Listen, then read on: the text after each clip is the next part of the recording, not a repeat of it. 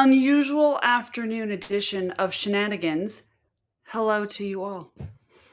Or whoever. I mean, we were so locked in on our 9 a.m. Let's see. Let's see if we get people rolling in the chat for an almost 3 p.m. Ooh. I came home and immediately went to work on getting all of my little setup. And I was actually really good about it with like the other lore live of having the setup done in advance. But no, we just busted that out real quick. Let Instagram know we were going to be here. And here we are. Look at this. Haram, finally a decent time. What time is it right now where you are? Hi, guys. Hi, everybody. Haram, what time is it where you are? What time is it on your side of the world? Let's call it your side of the world. I can't even keep track. We're just giving it a second for those to filter in so we can talk about shenanigans. Doesn't the wool room look weird?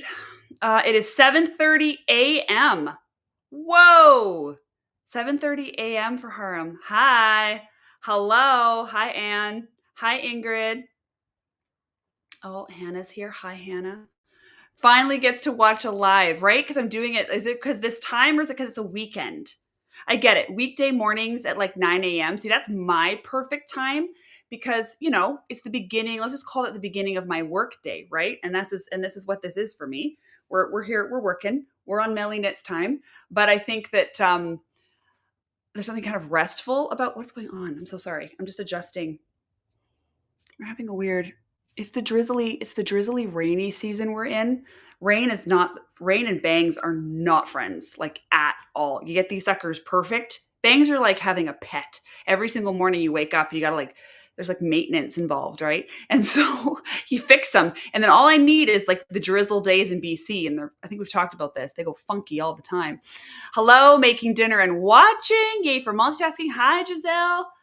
We just came back from dim sum. I am so full. I'm unbelievably full. Been waiting all day, just starting dinner. Hi. Inspired to make cookies. Oh my gosh. Okay, let me tell you about the baking we did yesterday. It was so good. So we did homemade marshmallows. Those are all bagged up. I even have a heat sealer. I kept my heat sealer for my old I used to do a lot of Christmas markets for baking, and I just kept a lot of the things. And so everything gets all packaged and sealed and whatever else. So we did homemade marshmallows. We did candied pecans. We did two shapes of gingerbread, little teeny gingerbread men. And then these funny, we still have these Among Us. Do you guys remember the app Among Us? Is anyone even still playing that?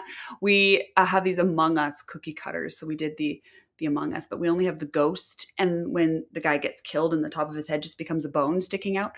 So we did those two shapes for our gingerbread. We did white chocolate macadamia nut biscotti. We did wrapped caramels. So cute little Emily came over, and she was there for part of the day with me and cute little nurse daughter. And Emily's job was just stirring this pot of caramel for ever. So we did wrapped caramels, and we did rolled sugar cookies, and they're iced and they're drying. And then caramel corn, and that might be it. So in this, plus I went to a few of my favorite local things. There's a company that actually Megan from Bramble Ridge introduced me to called Those Pretzels. Got a bunch of bags of that. Wow. That was intense. Those pretzels. Murchie's tea. That's been my favorite since I was always. Since I was a teenager, I love the Murchie's afternoon blend. It's my favorite. And then, hey! Be quiet! Sorry, I'm so sorry. Sorry, someone's just come over and the dogs are losing their minds, and I don't have the little flaps shut on the door, so it's extra loud. Okay, Murchie's. I got the Murchie's, which is a tea company here, and they do some beautiful stuff. And then I ordered a bunch of chocolates from Truffle Pig, because we had the Truffle Pig chocolates. Han, can you? Yeah. Okay, sorry. Maybe close the flaps. Sorry, guys. That was like super expensive. Okay. There it is. We're closing them. If that'll help. So all that to say is I'll put bundles together. So I'll mix the baking with some local treasures and I'll put together big baskets, and those are Christmas gifts we give out. Versus like going and buying stuff. We kind of do things you can eat and consume. Do you know what I'm saying? Yeah, that's what we do. Okay. Anyway. All right. So other people are making holiday goodies. Baking, yep. Homemade marshmallows, the best, so easy. Agreed. We actually, our contractor yesterday never had a homemade marshmallow, so we were giving him samples because he doesn't like a store-bought marshmallow. I'm like, they're very different. So yeah, we introduced him to that yesterday and he absolutely loved us. Okay. Shall we talk about shenanigans? Are we all excited to get going on talking about that? Hold up. I'm going to pull it up. Shenanigans. Okay. Interesting. This was definitely a first for us. This was something, you know how I've talked a lot during lore, and especially even yesterday, about how much we thought and planning goes into an Advent. How for a whole year I'm talking to makers and I'm, all this kind of stuff. You'll see when we get into this one, how I was able to put something together that I hadn't planned at all to put together. So picture this. We have, I've got everything on the board. So yesterday, if you're watching lore, I've talked about the board and how the board is the brain. It's the recipes. It's the structure. It lets me know what we need to do. Everything's on the board. Therefore, it's out of my brain. And now I've got this free space. And whenever I've got free space in my head, I think of things. I get ideas. I get, I'll have a funny thought, etc. So we're in that kind of a zone. Okay, that's where we are. And it's just about to head out to my friend Beatrice's farm from Fiber and Forge. So Beatrice's Fiber and Forge, she has a flock out there, mixed flock, Shetland, Gotland, BFL. Does Merino run through there? She's got like mixes and really beautiful sheep. She herself does like really, like her spaces are beautiful. Her areas are beautiful. She has a degree in design, like interior design. So she's kind of a big deal when it comes to like how her home looks. It looks really, really beautiful. So you go over there and anyway, she was hosting an open farm day. Sorry, I'm going to collect my thoughts. She was hosting an open farm day at her farm. So we could all drive out there and go around the farm, go into the barn, meet the donkeys, the horses, all the sheep. She's got these great dogs. And she also opened up her very beautiful studio for people to come in and shop, kind of like farm sundries.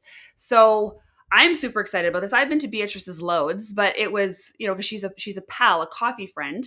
And so, but it was really fun to go out there kind of in this element where she was sort of opening it up. Like if I'm heading over, if it's just me, how much do you really zhuzh up the farm for your friends, right? But this had been a really beautiful day because they had like little stations set up for getting hot apple cider, and they had like 3 different bonfires lit, so you could like sit around a cozy fire, and she had her whole studio laid out like a shop, and it was like a really beautiful day. So this was the day. What day was this? I think this was the day after my Advent sold. So we sold the Advents on what, the 17th? This would have been the 18th. I think it was the very next day. So the Advent sale had just happened. Okay, we had just gotten these things out, which means the brain board had already been up. Right after Knit City, I would have got the brain board up. We already knew our fleeces. Things had already been scoured. You see what I'm saying? I'm getting more and more free time in my brain. And we're getting ready to go spend the day at Beatrice's farm. And I'm in the bath, which I call the water office, where I do my best thinking, sometimes my best work. And I'm sitting in there, by this point, we've sold the Advents the day before, and now we've opened up the wait list. And instantly, the wait list within an hour of the Advents opening was like 80 people, 90 people. Like it was a lot of people like right away after we sold the Advents that jumped on and signed up for the wait list. And that would generally be when we have these leftovers, which again, as we saw the board in lore yesterday, I build in excess for safety. So I know I'm going to have extras. I don't know what they're going to be or how much there's going to be. I knew we were going to have the tightest margins on Dreamland. I knew we were going to, have a lot more excess in the Great Guts, that kind of a thing. But so we open up the wait list for those people can sign up to snatch up those extras. And this wait list just boomed like right away. It was within an hour already. There were so many people on this list within minutes of the sale ending. Because the advents went they sold very quickly this year. And so I don't know, in my head somewhere, even though we've only just sold these things, this idea pops in my head. I must be sitting in the number. I don't even know what was going on. And I'm like, what if I made a secret advent for the wait list? And I remember calling Aaron into the bathroom. I'm like, I have this idea, right? Like, I'm like, here's what I'm thinking we could do. Like, what if, and if it's half the size, and it would help like with some of this volume on the wait list and blah, blah, blah, blah, blah. But it wasn't formed, right? Like, it was an exciting idea, but it wasn't like a fully formed idea. It was like, what if I did that? And he's like, well, would you have time for that? And I'm like, well, yeah, because the board, the numbers, the countdown days, and we had this like 10-day lead until packaging week. But then packaging week and shipping was kind of the weekend of like November 15th, 16th, 17th. So then once those are out, I have sommelier in December, but what am I doing in between sort of like the 15th of November to like when I need to start working on sommelier sort of beginning of December? I've kind of got this like 2-week span of time. So I'm talking to him about it. I'm like, is it crazy? Is it crazy if I add one? Like, he's like, well, do you have the time for it? So I build out, and I didn't have like, I knew it was going to be 150 grams. Okay. A half size advent. So the other advents are 300 grams. And so I was like, well, I mean, and I start doing some like sort of quick math in the head. I have to scour the fleece. All right. And again, this is like October 18th or whatever this is. And we are like, just in it. We are in the thick of carding and whatever else we're doing with the 3 advents we've just sold. Okay. They're nowhere near finished. We're in the very early stages of that, maybe like a third of the way through. And here I am dreaming up this whole other advent when I've already sold more advents than we've ever done before. And it should work. All the numbers are right, but and so then, he's like, yeah, I think if you got the numbers for it, and I'm in the bath with my phone calculator open and I'm like doing numbers and I'm like, I think I'd need 6 days. I need 6 days just on the big homie. And so as I'm breaking down, we showed on the board yesterday, keep referencing this board. I should just put it back up again. But I put how many baskets I'd need to card to pull it off. And then I divide that by how many I can do in a day. And then I know how many days of carding lie ahead of me. And so I was like, I think I'd need 6 days. That's what I would need on the big homie, which means we still have the little homie days and we still have an evening to package it because it's a smaller advent. And he's like, if you can do it, do it. And I'm like, well, yeah, I mean, yeah. So, but I didn't know what I was going to do. I just thought, what if I did a half size? So then we go to Beatrice's farm for the day. And I'm wandering around the farm. And I remember wandering into her studio and seeing something she had for sale on the table, and boom, my brain went, oh, that would be a really good treasure. Like for this advent that I might be doing. And I remember there was 1 or 2 people there because we were all standing in the barn and I brought it up. I think Megan from Bramble Ridge was there. Nellie was there. And we were like, I'm having this discussion and I'm like, I think Pacific Coaster was there for that conversation. And I'm like, I remember talking and just being like, I have this kind of like idea that I think I can do, but I hadn't rounded it out. I was just sort of, and am I insane for adding, let's say 40 more advents? So we ended up making in total 45 additional advents. And I'm like, is this crazy? Another 45 advents? Like, ooh.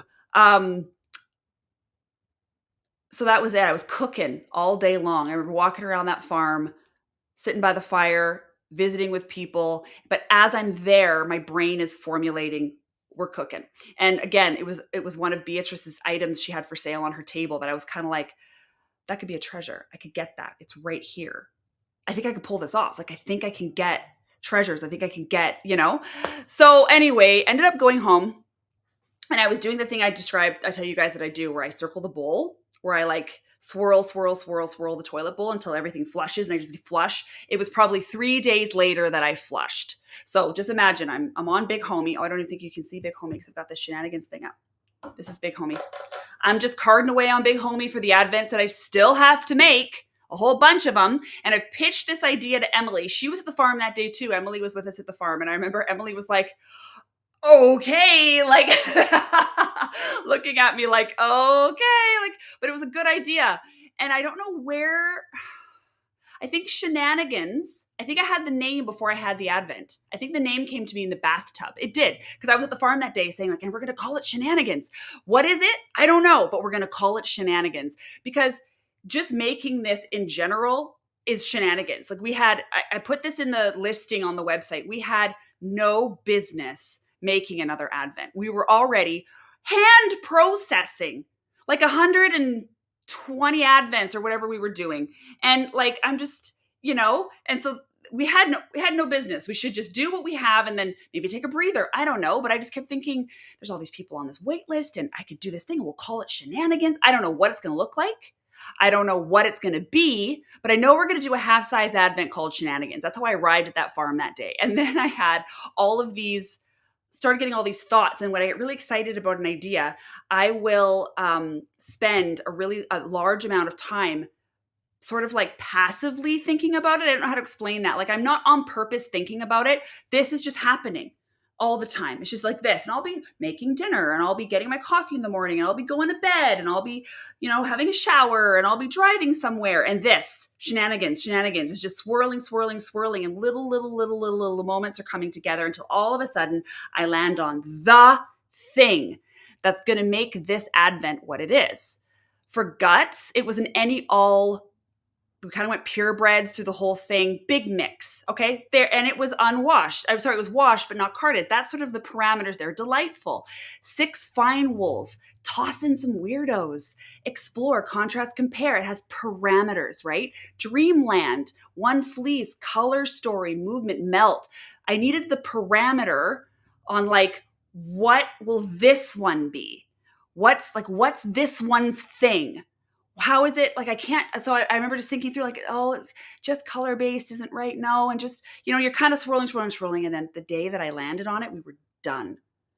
It had to have been about 3 days later. And I'm like, oh my gosh, crossbreeds. We'll make the whole thing crossbreeds. Every sheep will be a crossbreed. I love crossbreeds. Those are my favorite. Like, I just love them. I thought we'll do crossbreeds for the whole thing. And every blend will be its own blend. I won't have them like how we have like all of Delightful is like first day plain, second day 20% of something. The whole advent moves with that 20%. And with, the Great Guts, we were also working in that same kind of a ratio of exacts and keeping like a pattern. With shenanigans, man. Let's just have the whole thing be whatevs. Let's just, And so then once I knew we were going to be crossbreeds, and once I knew we'll let the shenanigans keep infusing, right? Because that name was the first thing in the tub. Call it Shenanigans because we got no business doing this. This is Shenanigans. Once we had that nailed down, once we knew it was crossbreeds, the rest just falls into line. I remember getting really excited and I wrote some specific words on the board. Why did I take these pictures out? Sorry, there were some pictures I had yesterday of, wait a second.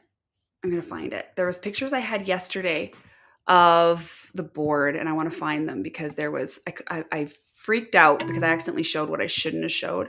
And now I want to show it and I didn't load it. Wait for me, guys. Wait for me just a second.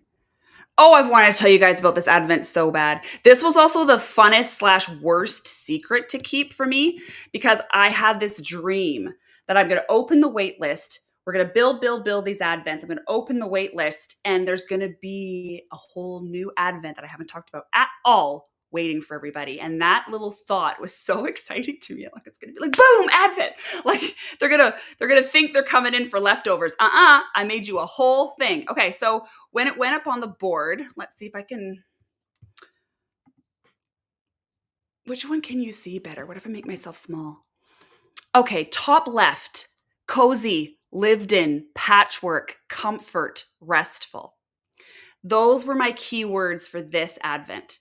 Those were the things that I really, really wanted to bring into this Advent. I don't know how well you guys can see it. I know it's super tiny. Cozy, lived in, patchwork, comfort, restful. So Shenanigans is up there in blue. And I wrote those words down, and that then was what kind of brought to life this mood board that really resonated with a lot of people. This is what we wanted to capture in this Advent. Comfort spins. So, every blend in this box, the way it was packaged, everything came out of really comfort was a really big word for it. Cozy, comfort, restful, for Shenanigans, which is like, I love it because I don't feel like the theme necessarily, the tone and the name, but it does, I don't know. It works. It's perfect. But it was just hilarious because generally you have a comfort, relaxed, cozy based Advent. You're going to call it something comforting, relaxed, and cozy, not Shenanigans. But I don't know. I think it's perfect. It's absolutely perfect. So this is sort of how this all came together. Okay. This was so much fun to make because once I landed on the idea and it was here in the wool room, I'm like, crossbreeds. And then we go to the board and Emily's here and I'm like, this is how it needs to feel. This one needs to come with like a feeling, right? Like a hug. And so we wrote that down and then we got to work. I remember making the mood board, really guided our, like where we wanted to go with this, quilts and hot chocolate and cozy and whatever else. And I had the pile of crossbreeds laying in the garage the second we did. I think I went down immediately and pulled crossbreeds because there's some awesome crossbreeds that I had. And I was like, I can't wait to use these, and because the half size Advent, I wasn't limited on the size of the fleece. Like it was really good. So I could use, sometimes I've got these fleece that are so perfect, but they're not big enough for a sommelier. They're not big enough to go into like one of the big Advents for like delightful, let's say. So it was just perfect for this to use up some dream fleece I've been really wanting to use for a while. And that I could use and throw in the shop, but there's just a lot of wool that I'm really, really excited about down there. So that led us to, we had the crossbreeds. We had the mood board. Now I got to find my treasures. And that's where we're going to begin looking at things. Because now we're going to look at this thing. You guys ready to see? So it's this cute little box. Okay. This is Shenanigans. It all got in here. And, oh my gosh, my heart is in this box. I love this Advent. And let's look at the treasures. Let's start there because, again, hours on Big Homie, carding and sending a text to a maker, finding a thing. We're going to talk through where I got these from because we're talking about a timeline where we started building Shenanigans right after these ones shipped on the 15th. And then I had these shipped by the beginning of December. So that's like the planning. I had about 2 weeks to put the thing together. I already had the fleece. Then we had 2 weeks to make it, package it, and ship it. And there's no afterthought in any part of this, by the way. This just took all my brain when I had a nice free spot to talk about. Okay, ready? You guys here? You ready for the box opening? So this is what people saw. Now, variants in some of the color, but this is what people would have seen when they opened their Shenanigans. Hold on. That was the first look. Now, again, the tissue colors can vary, but this would have been the first thing everybody would have seen. And if you remove your treasure pouch, here's our Shenanigans Advent. And that's what everybody saw. Okay. It's like a cozy little, it's just the coziest, prettiest thing. I absolutely love how this one visually looked shipping in the box. Okay, now let's talk about treasures. Shall we talk about treasures and how this went down? First and foremost, what we have that you see here is a hand-sewn bag by my cute little niece, Lily. So she also sewed the bags for Dreamland this year. She's the one that did the fairy bag. And I messaged Lily after she had finished. Look at these comments. How do you do that in 2 weeks? Oh, we're going to talk about it. We're going to talk about it. You just wait. Where I'm going to tell you how we did this. Right after Lily finished these bags, because she was still kind of sewing them. I let all of my makers know a deadline when I need to have stuff by. Lily is a student. She's a full-time student. And so she had a little bit more leeway. Plus, it's really easy for me to get stuff from her because she's family. So I messaged her right when she was done and I said, hey, listen, I have this idea. I'm going to do this other advent. We're calling it Shenanigans. Cozy. I sent her a mood board and I'm like, do you have time? Like, could you squeeze in 45 hand-sewn bags? Luckily, my nieces are as nuts as me. And she was like, yeah, Auntie, I can totally do that. And she gave me like a window. And I said, listen, your deadline for when I need these, like when they'd have to be done by. And I gave her the deadline of like kind of end of November because I knew it was shipping early December. So we were tight, right? But like, and so then about 3 days later, I get inspo fabric pictures and she's gone and found all these fabrics and she's sewing up bags, beautiful lined bags. Like these are gorgeous. These are gorgeous little notions pouches. So when I first asked her, and she said yes. That was listed in the I had that in the listing before, like when they would have found them on like the 15th, 16th of November. When I started letting people into the wait list, I'd already had all my conversations with my makers.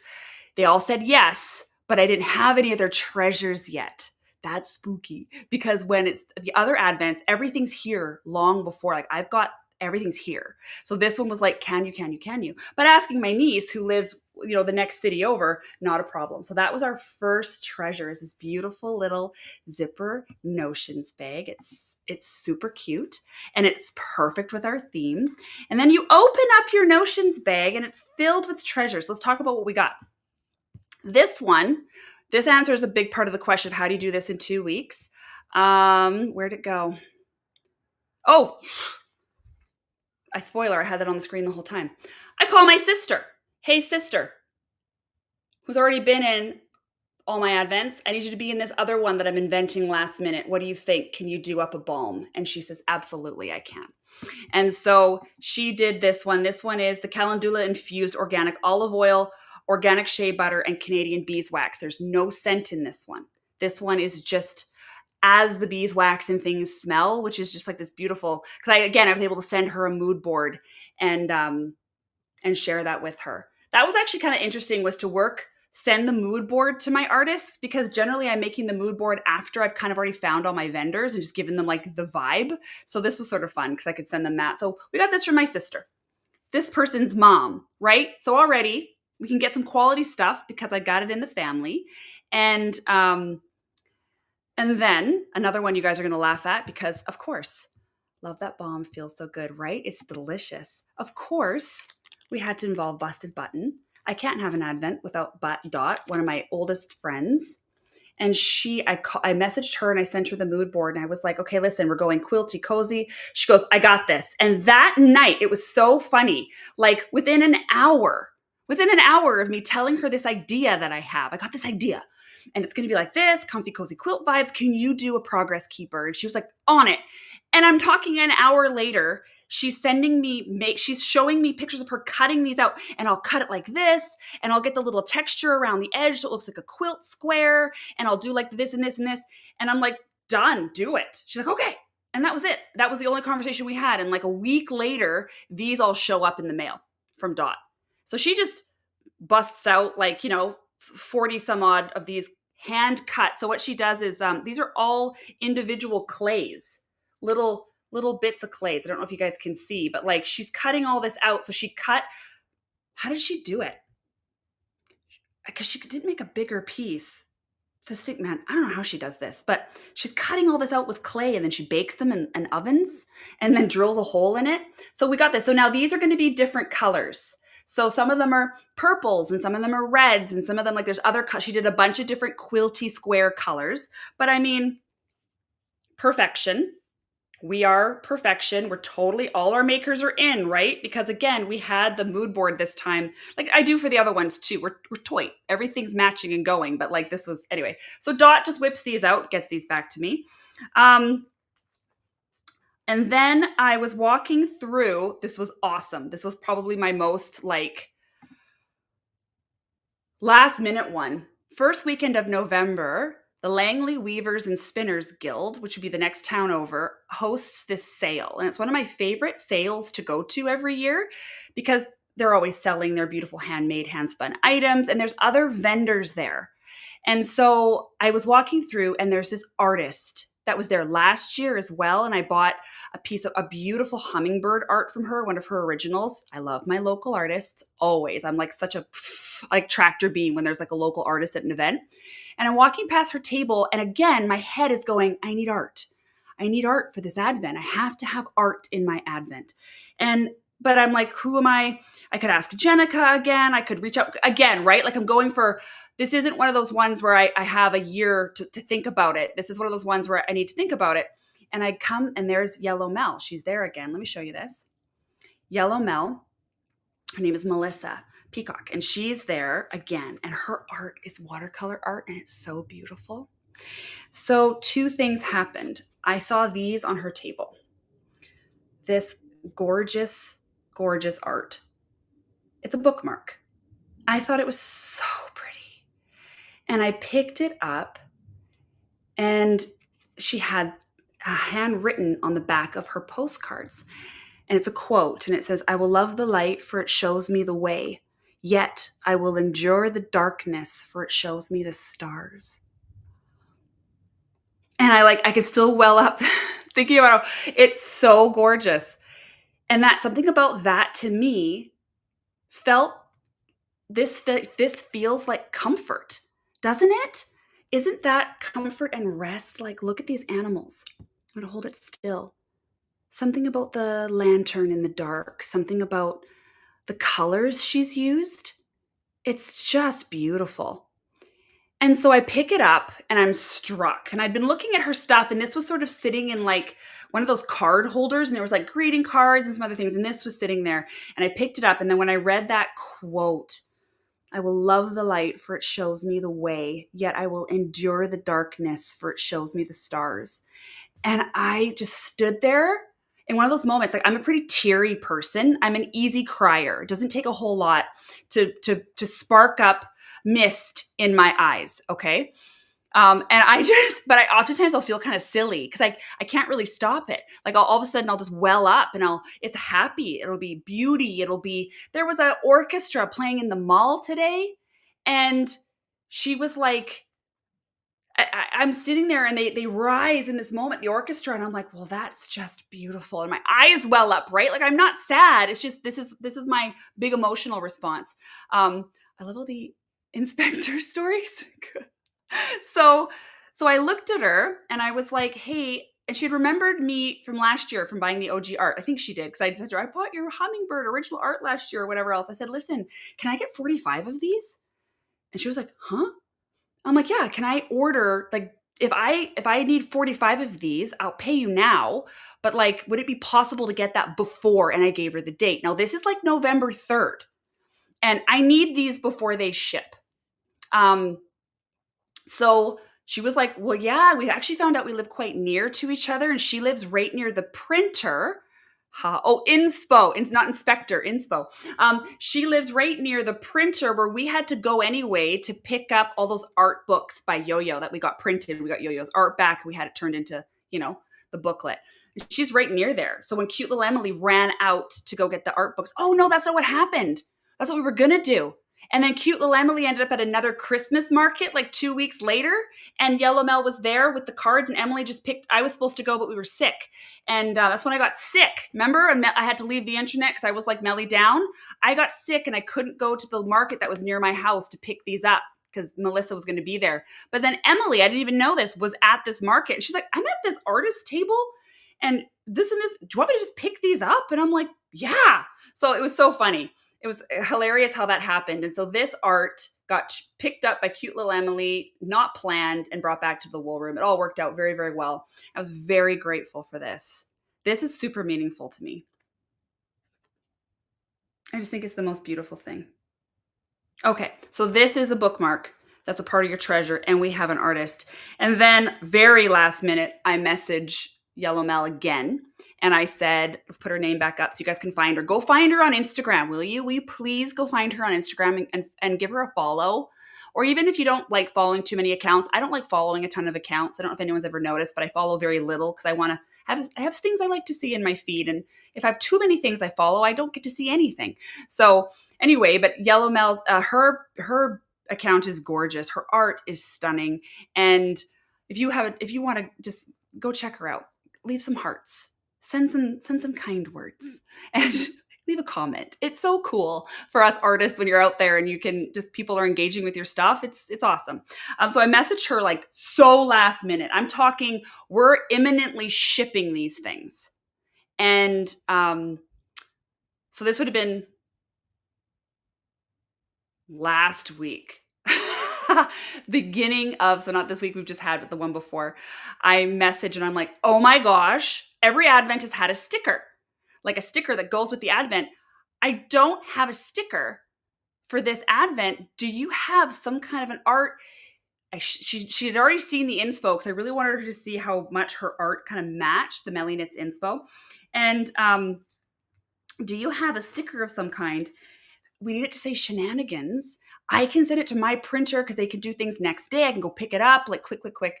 And she was like, and so she just quickly mocks this thing up and sends it to me. And it's this. And so this is, she already had the crow and she added, or the raven with the jewel, and she added Shenanigans to it. I think it's so perfect. There's something very shenanigansy about this. And I don't even know what it is, but like I looked at it and I had never envisioned this as being like the sticker for Shenanigans. And then once I saw it, I couldn't picture anything else being the sticker for Shenanigans. So this is what we got. This is the sticker that everyone got to commemorate their Advent adventure this year for Shenanigans. It's this cute little bird.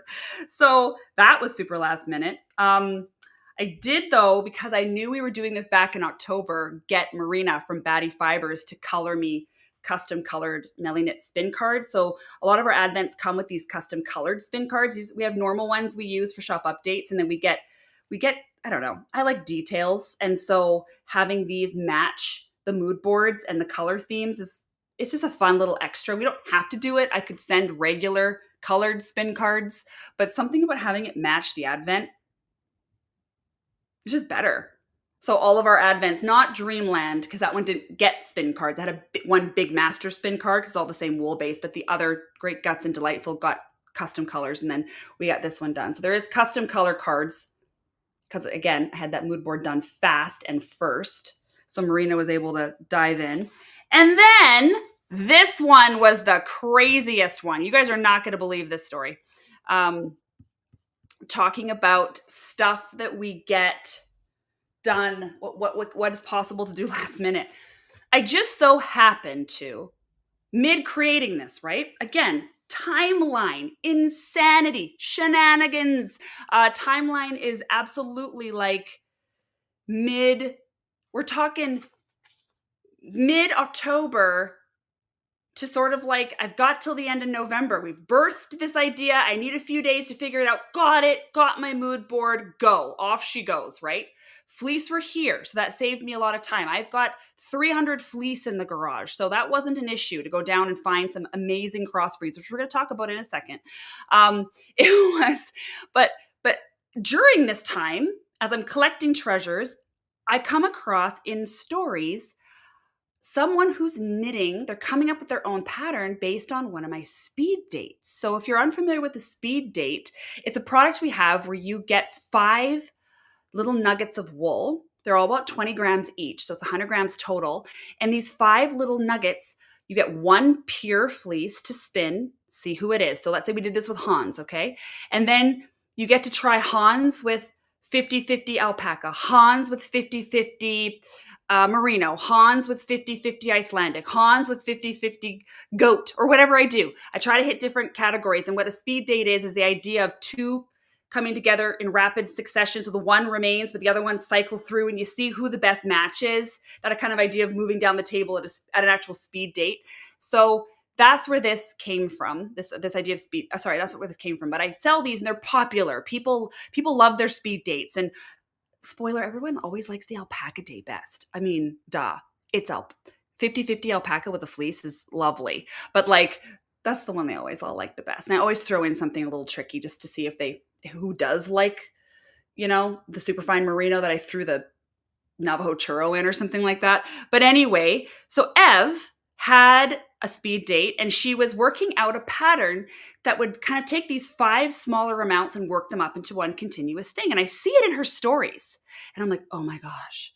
And so I message Ev, and I'm like, hey, I don't even know if this is possible, but do you think your pattern would work with 6 colors and 150 grams instead of 5 colors and 50 and 100 grams? Like, what do you think? And she's like, yeah, because it's kind of like flexy and it would do this and this and this. And I'm like, do you think you could have that done by the end of November? Here's what's happening. And so I tell her about what's happening. And I tell her about what I've been building. And I send her the mood board. And I'm like, and already the mood board's kind of quilty. You guys got to see what she was designing, by the way. This is what she was working on. Well, let's see. Is it bigger if I go? No, it's the same size. So let's just go back to this. This is what she was working on. She had the very early stages of that going. And I was like, that would kind of be perfect. It's got that sort of patchwork vibe. It's sort of an any gauge, because you just change the color every 2 inches. And she had this whole little thing worked out. And then for smaller amounts, she did this cowl. She closed the anyway. Ev, listen to this story, who has never done a design like this before. I think this is Ev's second pattern ever. She's here in Vancouver. She's local to me. Spinner, awesome YouTube channel if you guys want. She's spinning through Delightful, and I love watching her spin through Delightful. Her thoughts on it, and just hearing other people's thoughts and voices on the Advent is super fun for me, and that's why I link them in the bottoms. So I said to Ev, what do you think? And she's like, yeah, okay. She writes a pattern. She gets it tech edited, and she gets it tested by the deadline. You guys think I work fast? That was crazy. I was like, you're getting it tech edited and tested. And so because of Ev's insanity and crazy hard work, we have the Everyday Blossom pattern that also came with Shenanigans. Isn't that crazy? How fast that came together was beyond me. Absolutely beyond me.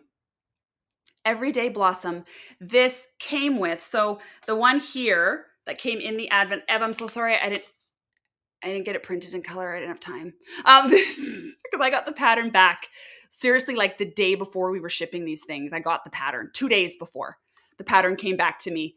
And I don't have a color printer, and I didn't have time to get it color printed. So I just printed black and white. And I won't show the bottom just because it's got the QR code to download the pattern for free. But it says this pattern was designed for the Mellyknits Shenanigans Advent of 2025 and all the hand spinners out there. Scan the QR code to receive your free blah, blah, blah. After December 13th, so that's today, this pattern will be live and available for you to add to your Ravelry library for free by entering. So that's for my pattern people. You guys have to pay for it if you're not in this Advent. But it came. I bought a bunch of these to go into the Advent. She has a code that they use at checkout to get that. Feel free to email knittingwithev1@gmail.com if you need any help. Blah blah blah. So this was what went out in the Advent. So this is in your patch. This is designed to be knit with what we've done here with the wools. And it's perfect actually when I saw that the inspo was speed date, because we're dealing with kind of different blends, different colors, working them all into a thing. And I was like, oh, and we're cozy, comfy vibes. So there's a knitting pattern. I can't believe that happened. And then of course, last but definitely not least, because this was the first thing I told you guys the story I laid my eyes on that day, is this candle. aptly called Comfort because we are comfy vibes. I was at Beatrice's. So in the morning, I had the bathtub thought. I started the swirl. I go to the farm day, and on Beatrice's table, she's got these. How beautiful. How beautiful. She's got these candles. And these weren't for individual sale. They were a part of sock sets that she was selling. And I messaged Beatrice after and I'm like, hey, you know your little candles? And she's like, yeah. I'm like, do you think you can make me 40 of those or like 50? She's like, yeah. What are you doing? And I told her what I was doing. And then she insisted it be the comfort smell. She says it's her most popular scent, cedar and vanilla.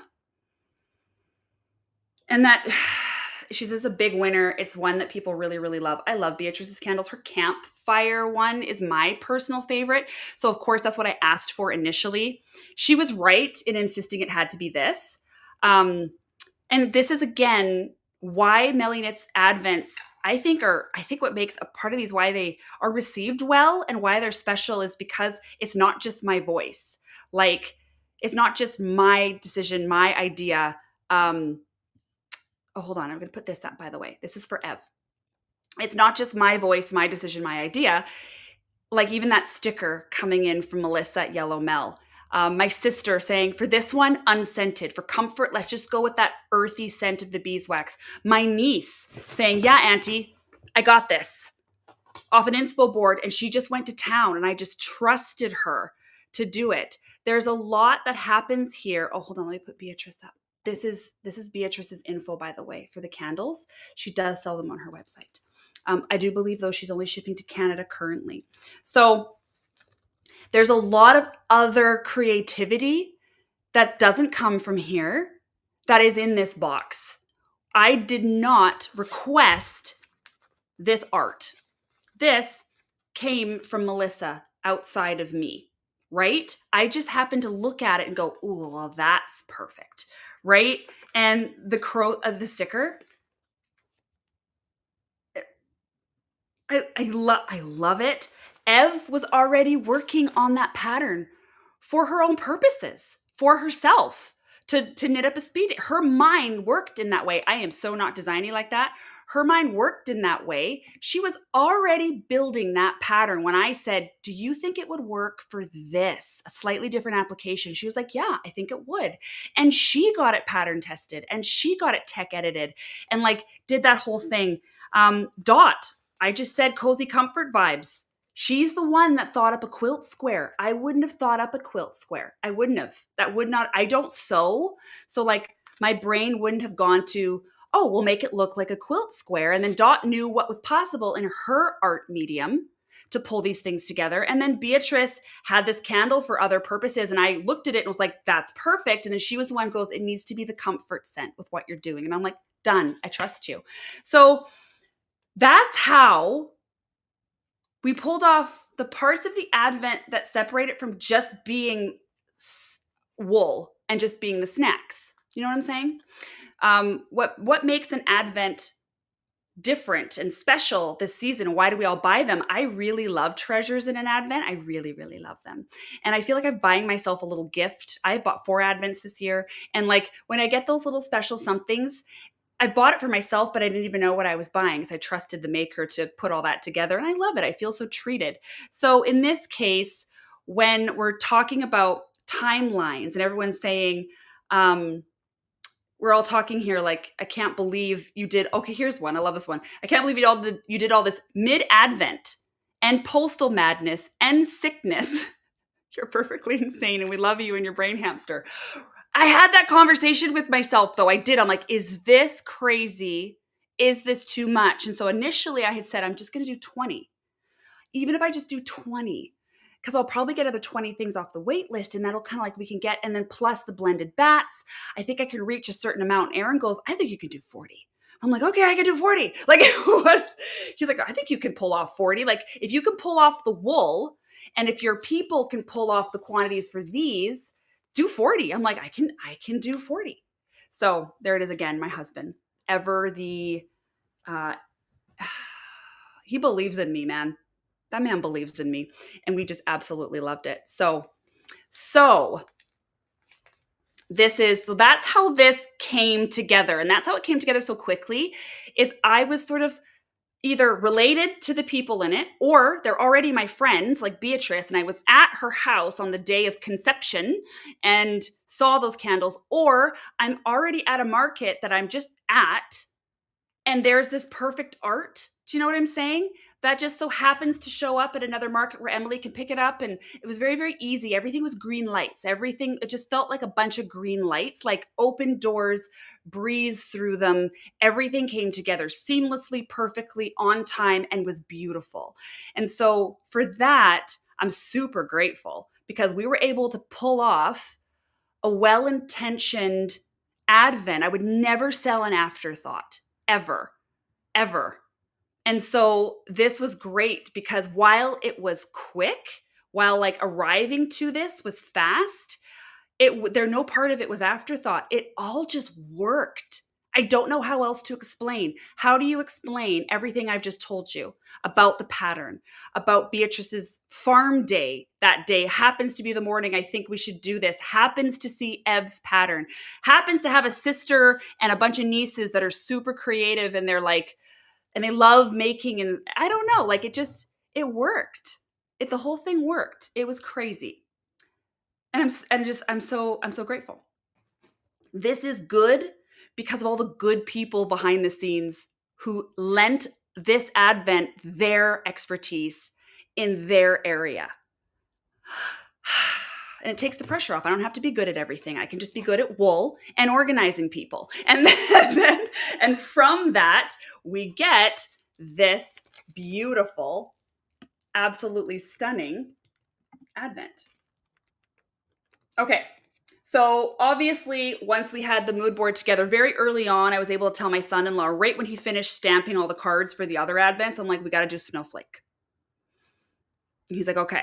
The one thing I would do differently next time, I wouldn't have these as days. I would just have them numbered, number 1, number 2, number 3, especially with the format of how we sold this. If I bring Shenanigans back as a featured Advent next year, if it's like, and I might always keep it this size. This is pretty nice. And a different price point for those who maybe don't want to be spending like $360 Canadian. You know what I'm saying? Because it's half the wool. I will say it's the same value of treasures that go into the other Advents, but it's half the wool. So this one is, I love this format. I love this design. But what I would do is not have it say day unless it came back as a feature and we were going to open it on a schedule. But for the purpose of how this one went out this year, I think the day thing was probably unnecessary because you don't need to wait one day after another. You could just have 1 through 6. I don't know. Maybe that's me thinking about it too much, but here it is. And so we just ordered tissues. We knew we were going to use cream string. Love the locks on the outside to create that full comfort feeling. That was the girls. That was not me. Olivia and Emily were with us, were with me on packaging day. And so we all got together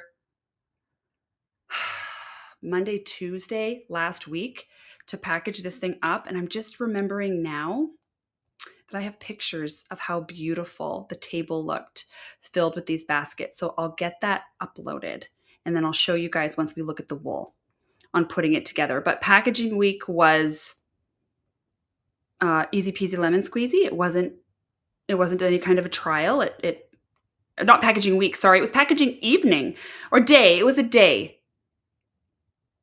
I was already doing lore lives when we were packaging this, right? Didn't I tell you guys one day I had to run? Yes, look at this. I hadn't even downloaded. I hadn't even put you can't look at this. Oh my gosh, I've got videos too, but remember I can't show you guys those videos, but I can show you this picture. So I'll put these pictures on my computer right quick. You're going to hear a ding-a-ling. Hold on. This was a fun day. We listened to hits of the 80s. Why is it taking forever to download? Oh, all day long. And we packaged. So I came up here, I did my live, and then met the girls downstairs and we packaged up the Advent. It was just a really, really good day. So, okay. So this whole entire thing was birthed in joy. I'll tell you that. It was fun all the way through. It was never stressful. And now let's talk about the blends. You guys ready? Why is this taking its sweet heckin' time? And now it's stopped. Listen, just go to my Mac. Do what you're told. Well, now it's frozen. My phone didn't like my tough guy talk. Sorry, guys, just one moment. Bear with me. This picture. Come on. Go. Go.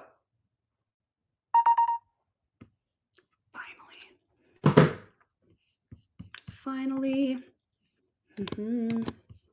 Melly's pausing for breath. I wonder if my husband is watching this live somewhere in the house. And if he is, I wonder if he would bring me a tea. Let's see if that worked, shall we? Should we see if that little hint, my live hint, worked? Because I could really use a tea. Let's see if it works. Okay, I'm just uploading this video, this image. All right. Got it. Are we ready? And go. That's what we looked like packaging. So you guys saw this with, I showed you the one for Dreamland with all the gold foil all the way around. This is how this one looked. Isn't it so pretty? I couldn't stop looking at it. I just thought it looked like a dream. It was just so gorgeous. And of course, art and other things against the wall in the background, because also while all this was going on, I'm renovating. There's renovations happening. As you can see behind me, we haven't even talked about the closet's gone. We are like, this room next week is getting absolutely like painted and new floor and like all this stuff is happening. So isn't that just beautiful? I just thought that looked so nice. And then we went through and we loaded up our little baskets and that was it. Okay. That's what it looked like. It's gorgeous. All right, here we go. Let's talk about the wool now. Now let's talk about the wool. We are, almost an hour in. Well, we had to know the backstory. We had to. Okay, let's talk about the wool. So I'm going to pull out day one. Here is day one of Shenanigans in this gorgeous sort of sagey paper. Really pretty with this little lock on the outside. Oh, now remember, these are all crossbreeds. This whole advent is crossbreeds. So I'm torn somewhere between, you guys want to guess? And between, let's just open it and talk about the crossbreed. I'm going to show you. Then I'm going to read you your day one card, okay? Here is our first little Shenanigans nugget. There it is. That is our first color. And again, we're going to have, there it is. Look at it back here. Do you see? Do you see what I see? Do you see what I see next to this? Oh, yeah. Yes, you do. You do see it. Okay, let's talk about who this is. Day one is Little Buddy, a Merino X-Fin from Doherty Ranch Jacobs, blended with 25% Tussa silk. Doherty Ranch Jacobs, you say? Oh, Melly, where did you just talk about them? Tons and tons. Dear Anne, sent me this not knowing it would be used in anything. This came along with that batch of Jacobs I got for Delightful. I had also got Little Buddy in that bag. It was a part of my shopping, and at the time I bought it, I just bought Little Buddy because of the breed mix. A Finn X Merino? How cool is that? How cool is that? And so when Anne was showing me pictures of Little Buddy, I didn't know where he'd be used. Just put him on the shelf, right? We'll use him somewhere. And then the second I knew we were going to hone in on crossbreeds, I'm like, Little Buddy. So here's Little Buddy for anybody who is curious. Look at his funny wool. Isn't he got funny wool? We love a crossbreed. All crossbreeds are weirdos. Here he is. Look at this handsome fella. Oh, he's so precious. Okay. Next to Little Buddy is Little Pal. Anne just got Lil Pal, I put forward a motion that we vote in the chat that Anne must sell me Little Pal's fleece. I don't know. She has plans for it already. I'm just saying. She just got Lil Pal, and I think I need Lil Pal's fleece because it's so cute. He's so cute, little buddy and little pal. He's adorable. And then there's little buddy again, and oh, there's the Jacob. The Jacob is, you can see a Jacob right next to little buddy because peep those crazy horns, the Star Wars horns, right? We talked about this on those days. And again, we're just looking at this funny crimpy fur, this wool, this funny crimpy wool. So that is, look at his nice little jacket. Just a clean, good boy. Sorry, okay. That's who we've got. Little buddy and Lil Pal. I want Lil Pal's fleece. Oh, yes. You're all talking. Oh, and I second. I want Lil Pal's fleece. So here it is. That's what we did to Little Buddy. We went for this color. We were what we were aiming for was the background color, that rich color in the background of my inspo. I will say, of everything we did, inspo color-wise, this one was the hardest. There are 6 different colors of Tussa silk in here. 6 different ones. We sampled and sampled again and sampled again and sampled again. I made so many samples, and me, Erin, and Emily were debating. We had a lot of the other colors were done, and we kept going, this one or this one? This one or this one? Between the samples, which one was going closer, which one was tonally playing nicer. It was so funny putting the colors together on this. If you're looking at it and you have it in person, so my Shenanigansers, you're going to be able to see it's really pretty with twist, especially because you can see some of the different colors peeking through individually in the most beautiful way. And so when this one spins up, it spins like a tonal. It's the coolest. I love a tonal, right? Versus a solid. Like the way this spins up, you see the dimension of all the other colors in there. It's so pretty. But overall, the color that we achieved is very much the background of the inspo board. That's what we get. And it's just gorgeous. Look how dark it is too. Now, 25% Tussa silk would generally, to me, be diabolical in a spin. Little Buddy has an insanely good amount of grip, a really beautiful lock length, and super fun crimp while being very, I would say, like, this is fine. Like, this is soft. And it's squishy and plush and soft, and we absolutely love it. So normally, if other fleece, would I put 25% Tussa? I would not, because that would hurt my feelings to spin. This guy took 25% Tussa and was like, end. Yeah. What else you got? I got this all day long. He just contained it. Super, super pretty. And like, again, you can't see it, but the dimension that I'm able to see, even just in this little bit of messing, you see different depths and different colors and stuff like that. And it's so, so pretty. So that's what we did with Little Buddy. We turned his gray and white fleece. This one was strategic too, because I knew I needed to go dark with this color. And I didn't want to start from a white fleece to try and get to this level of saturated, because that would have been really difficult.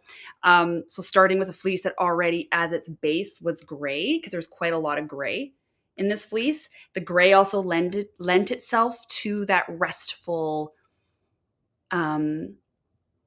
sleepy, squishy, comfy tone that we were looking for too. So we were playing with the gray and how that met all the different silks that we had to use to get here. That was surprising. Thank goodness I had Dreamland under my belt, because I was like, I already know we need to go way bolder than you would think. So if I need a little bit more of like this color, I don't need to add that color. I need to add the insane version of that color, and then it'll come out the color that I want. It was this whole thing. So there it is. There's our Little Buddy day. Let's move along. Processing Little Buddy. before we move along? No notes. No notes in processing, no notes in carding. He kind of had a fun little, his fleece had a lot of variants. So there was locks like what I just showed you here. And then there was locks that looked a lot like that headshot we have of him, where we can see he's like really tight, crimpy throughout the fleece. It was actually really, really cool to see. Some of you are actually going to get to see that for yourselves because we only used half the fleece and he was like a 9-pound fleece. So hint, hint, wink, wink, nudge, imminently, some of you folks are going to get to experience what we, little buddy for yourselves. Where could that be? Anyway, okay. Day 2. Here we go. Let's open up day 2. So this is how this one looked. We love. Super cute. Okay. Day 2. Here's the lock just for a look-see while I'm opening. She's spongy. I will say this is one of the shorter locks, but this one really stretches out. This is a boinky friend. Nice little gray. Ooh, nice little bleached tip you get on the gray. Some beautiful, very creamy, almost yellowy paper. And we have, for day 2, we have this. Now, my camera, there it is making that look gray here. This is blue. This is a very light blue. We were chasing that blue there, second from the right. Okay, that's who we were chasing with this color, in case you're wondering about if my camera's not showing it accurately. So this gorgeous fleece's name is Grumpy Cat.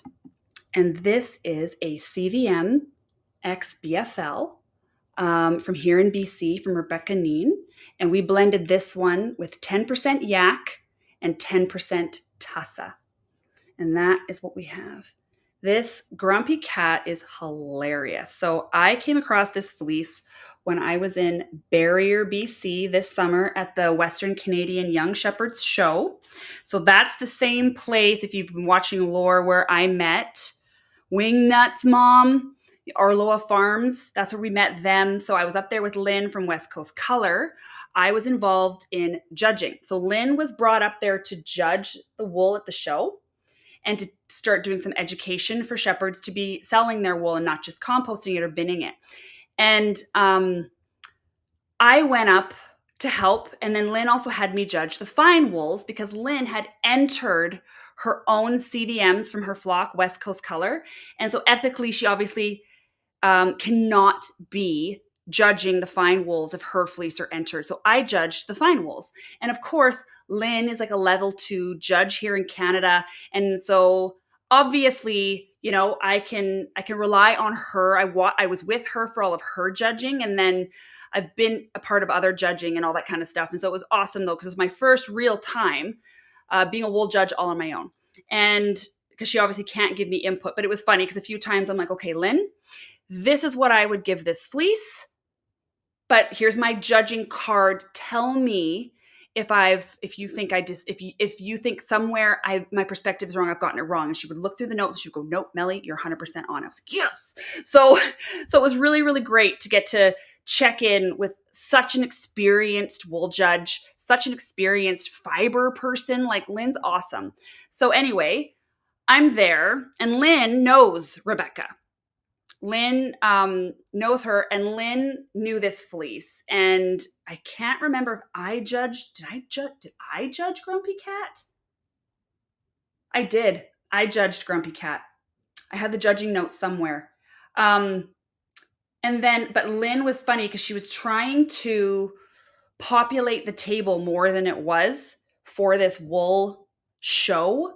And just even a way to build up more enthusiasm for what we were even doing and for the young shepherds to see. And so she had asked a bunch of people around her, like, I need a fleece from you for the table. I need a fleece from you for the table that weren't even at the show. So Rebecca was not at this show, but Lynn had her fleece. And then at the end of it, we judged Grumpy Cat. And then when we were getting ready to go home, I'm buying a lot of wool when I'm there. I'm always buying wool when I go anywhere where there's wool. And Lynn was like, you need Grumpy Cat. You need to take this fleece home. Like, this was a beautiful fleece. Because we laid this fleece out on the big skirting table, and I'm pulling locks from all the different sections like you do. We're testing for soundness and for tip, and everything about this fleece is beautiful. But I'd never heard of this shepherd, even though she's right here in BC. But I loved this mix, the CVM BFL, and Grumpy Cat was just gorgeous. So Lynn did not have to push too hard to get me to take this fleece home. Nice big fleece. We have a lot left still, and super fun to work with. And then this one, having again that kind of dove gray, like that super soft gray. Again, look at it back here. You can see the blue better. Lend itself really well for building out the blue color we wanted to build from our inspo. And because it already had that soft bluey gray undertone. So we didn't have to add much to get to that color, hence the 10% Tussa Silk. And then we had the yak down because everything about this advent, remember, is comfort spinning. So the big, fulsome, full-bodied little buddy, like that fleece is just, it just wants to be squished. It wants to be laid upon. You know what I mean? Like pillowed. And that's what we were going for with all these blends, was just something that was very comforting, would make big, lush yarns. And so this fleece was just absolutely perfect for its job as a CVM BFL. No issue washing. I think Lynn and I ended up skirting this fleece. It needed some skirting. She had grabbed it really quick from Rebecca, and so we just skirted it. It was fine. So it was well skirted. I'm a pretty thorough skirter because I know what kicks out at the end, right? Like when I'm picking these fleece myself. Processed very easily and just happened to be the perfect one to take on the blue. So there's Grumpy Cat, our CVM BFL. So far, Merino Fin, CVM BFL. I don't know if anyone caught this when I was promoting this advent. We have no two breeds the same. So we have 6 crossbred sheep and the breeds don't repeat. It's not like we've got 2 Romneys showing up somewhere. So I really love that because it's like we're just getting started on how cool some of these blends are. But here we go. So that would be the second one everybody would open. The order that we're spinning these in, by the way, was based entirely on color and formulated by Beatrice from Fiber and Forge. She was over the day that I had all the samples done. And I'm like, so what order are we giving these to people? And she was like, remember interior designer, right? I love her. She's bossy. And she's just like, this one, this one, this one, this one, this. That's your order. Balance. And I'm like, okay. And I just did what she said. And that's how we got the order that we're opening these up in. Okay, so there's 2. That's 2. You guys ready for 3? Yeah, you are. Yes, we're moving through the wool. Oh, yeah, and there's no notes on processing, but you got the lore of how we got this fleece. Okay, day 3. So cute. Here we go. Love. Beautiful. Instantly touching this one. This is stupid soft. Like, very low micron, maybe the softest in the advent. Under 20 for sure. My best guess would be 18. I don't believe the Shepherd micron test, but let's just talk about this. So day 2, the pretty rose paper. And here's our day 2 day. This is light not doing me any favors. We're going to lose, the sun's going down, so we have to have the light. Here's what we did for day 2. So starting with a white fleece, bringing it into this beautiful taupey business with pink flecks. I love the pink flecks. So for reference, again, in this one, I wasn't chasing a box on the bottom as much as I was chasing that fat quilt in the middle inspo picture. That vibe I wanted, or the quilt on the very, very bottom. Those are the ones I was looking at. I'm like, I want that color. That's my cozy, comfy color. So, okay. So this is what we ended up putting together for the 3rd spin that we open. It's a very warm taupe, bordering on rosy. It's almost a little antique rose. and it's got these gorgeous pink streaks in it and all these white tufts. So we used a sari silk in here. We used two, but one of them is called Yeti. And Yeti is pretty much just like a warm pewter with big white fluffs in it.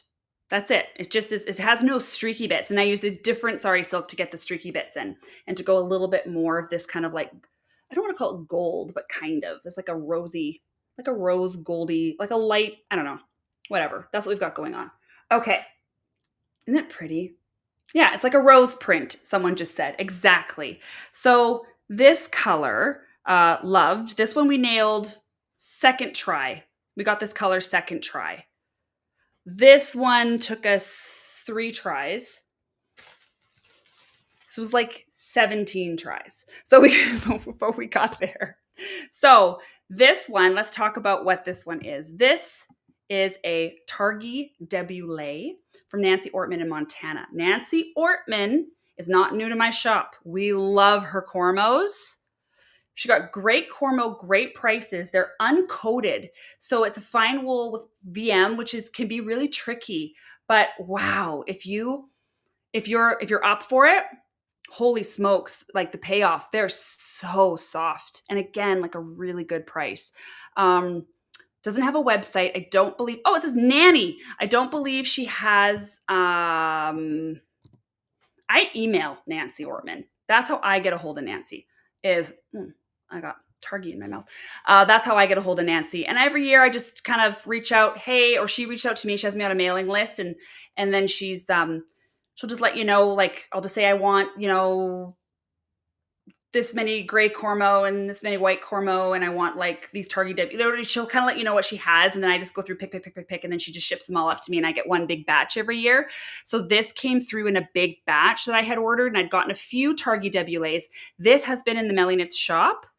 Her stuff has been in Sommelier. So this isn't new to me. This isn't like something that this is comfort to me because I've worked with this so much. I mean, obviously I've worked with like, even the Doherty Ranch flock, many times, but like with Nancy, I know what to expect out of her fleeces. I know how they wash and I just buy like 10 at a time or more and get them all shipped up. And so I had this on the shelf.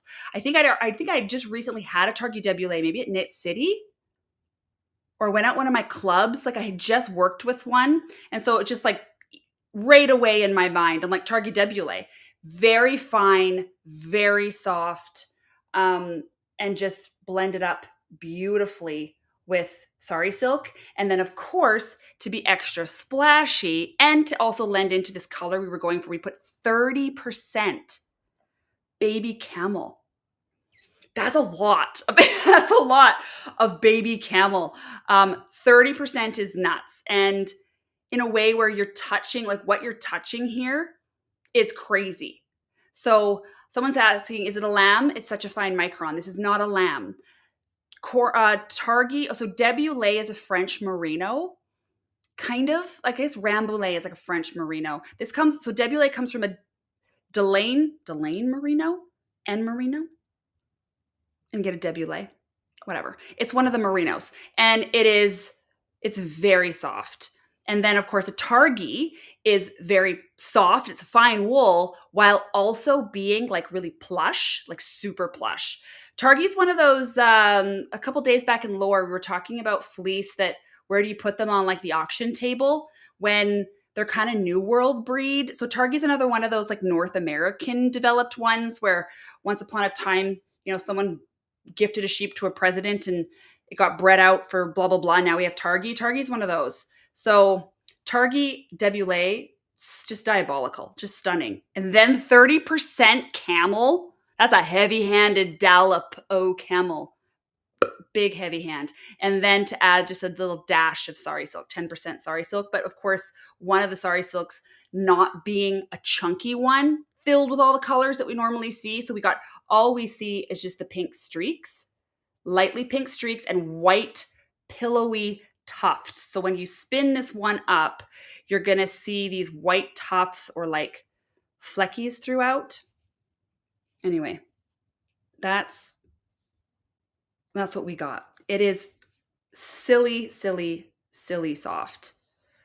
I like the 30% camel. I never go that high in my blends, but I think maybe the Targi is contributing to the grippiness, meaning it shouldn't hurt your feelings at the wheel. Shouldn't. It didn't hurt my feelings on the spindle. It did draft pretty fine though. This one was like, let me be fine and just go for the thing. Okay, so there you have it. That was our third day that we created. So recrapping. Oh, hold on. There's a comment coming through that I love. Wait. It spun a bit grippy, but so pretty. Oh, that's good. Good. Then it wasn't like a diabolical slippy spin. I want a grippy spin. I always chase a grippy spin, personally. Not like felted, oops, I did it wrong grippy.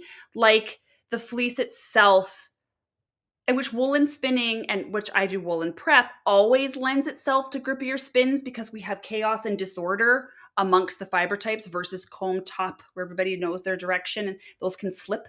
I like that grip because I want to long draw everything. I want to be able to long draw the finest fibers with the most camel. And I could with this because I was able to spindle spin it, no issue at all.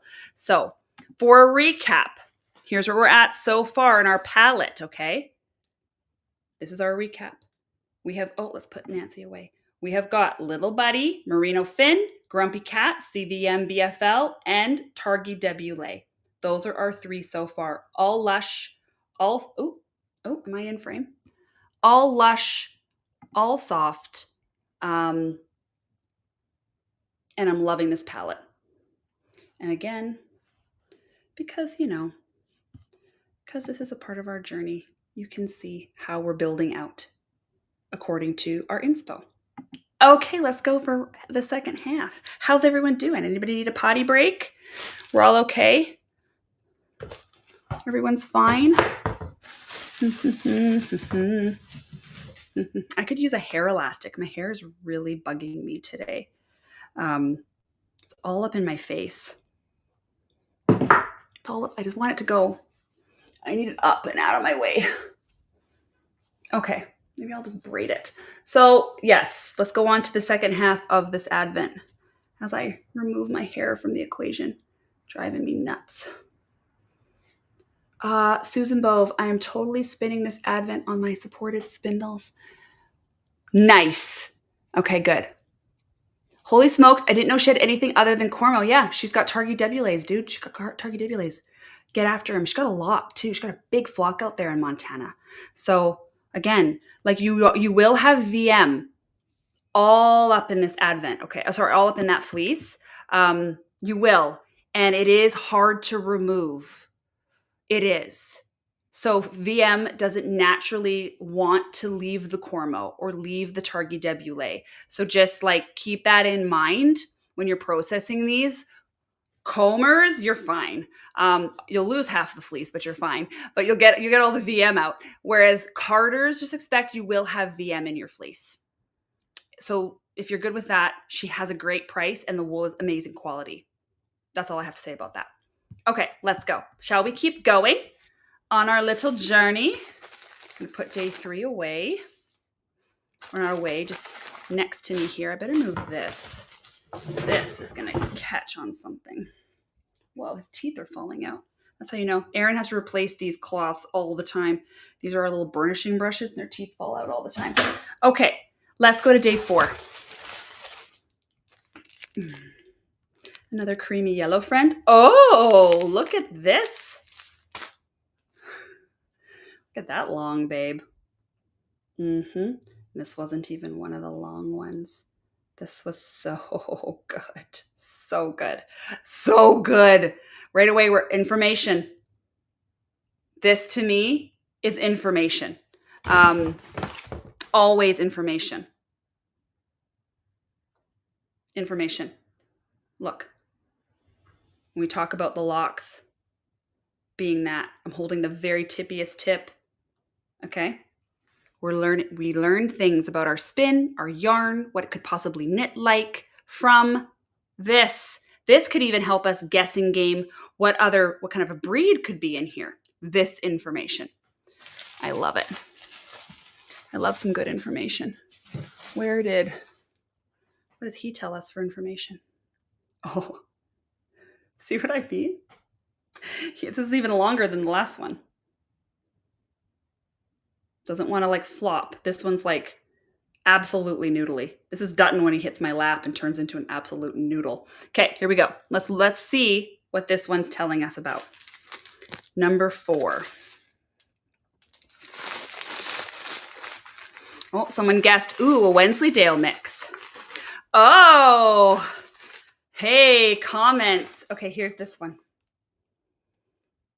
It's the perfect mother of pearl color in real life. It's like the most beautiful, pearly sheen, gorgeousness. Hold on, I dropped the lock and I need it. And there's a couple of reasons why.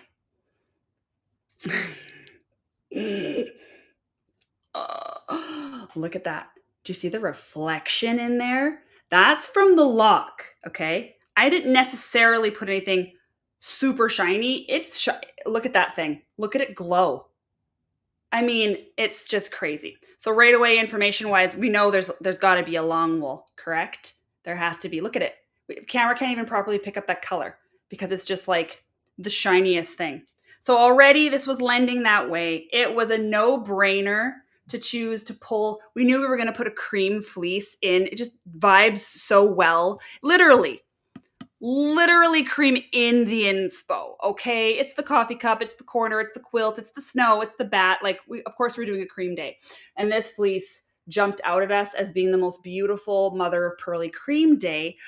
But remember, we still need to be lush and comforting.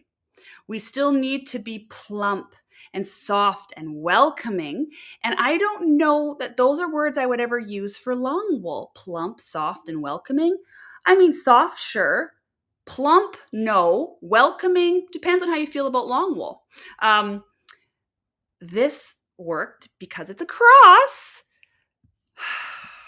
This is Baby Huey. This is a Cormo Teeswater from Seven Spirits Farm, and we put 20% cashmere in it. 20%.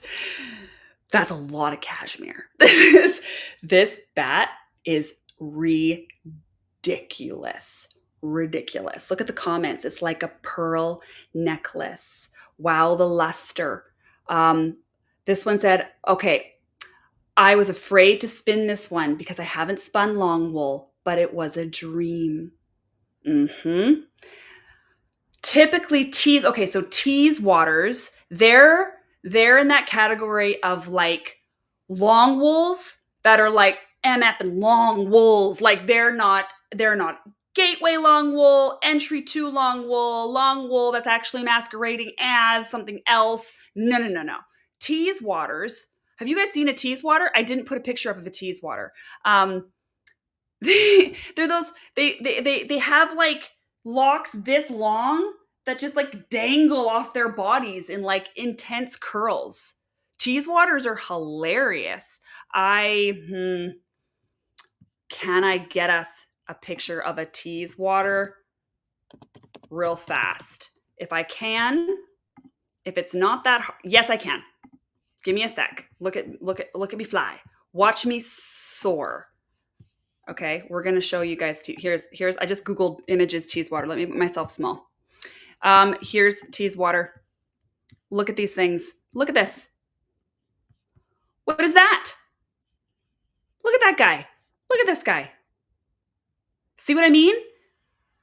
This is insane. They have the most. Here they are. Teeswaters blowing in the wind. I just Googled Teeswater and hit images. So this is what we're getting. This is so hilarious to me. How these sheep grow their locks, okay?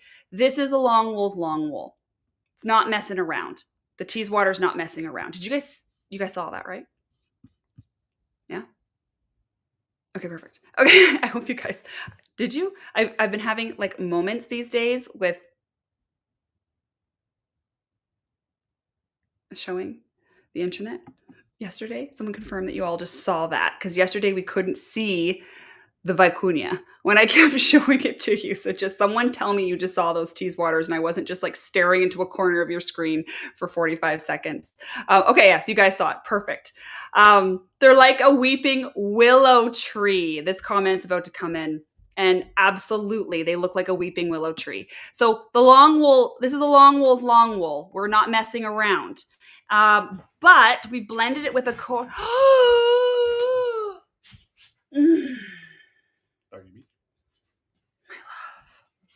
Thank you. Thank you. Should I ask him for a hair clip? I don't want to make him my manslave. I mean, I want to make him my manslave. You know what I'm saying? But like, I don't want to make him my manslave. I'll suffer. Okay. This is, I got tea. This is long wool's long wool, but we've taken it, we've mixed it with a cormo. And cormo is not typically long in staple. It's very, you often see cormo between 3 and 4 inches, you know, it's very fine. It's got, because cormo is the love child of a merino and a Corriedale. So you get that Corriedale with the merino, and you put those two together and we get a cormo. So both things are happening, if that makes any sense to you. Make perfect sense to me. Both things are happening in that breed. So you get this real fineness, but it's got like, a real fineness, but it's not limp. You get like lots of body in a cormo. Generally big blocky staples. We didn't see any of those cormos in my advent because I kept pulling out wackadoo cormos. So this cormo is, this fleece is a mix between a teasewater and a cormo. And it is, so what it's done is it's taken that teasewater. We've got this, all this extra length, because you would never find a cormo this long. You're never finding a cormo this long. And we've got lots of the curl. You can see it moving. You could almost guess BFL here with the way that it's opened the lockup, but it's kind of missing some of those identifiers. BFLs always have those really curly little tips or whatever. It's hard to see. I'm so sorry. I've got my light doing the best that it can. So it's we're pulling out that curl action that we got in the teasewater, but we're mixing in that crimpy, fluffy. Cormos are very fluffy, lots of body. So whereas I would not generally define long wools as having lots of body, long wools are like, well, they're like a little flaccid. Do you know what I'm saying? They're kind of limp babes, and they sort of, you know, and they fall over. But see how this is falling lightly? This isn't falling like there's no weight to it. So a lot of long wools, a lock like this would be quite heavy. That's how come when we had the day where we opened the Border Leicester Lamb, day 2 of the Great Guts Adventure, the bag was so small, it weighed the same as the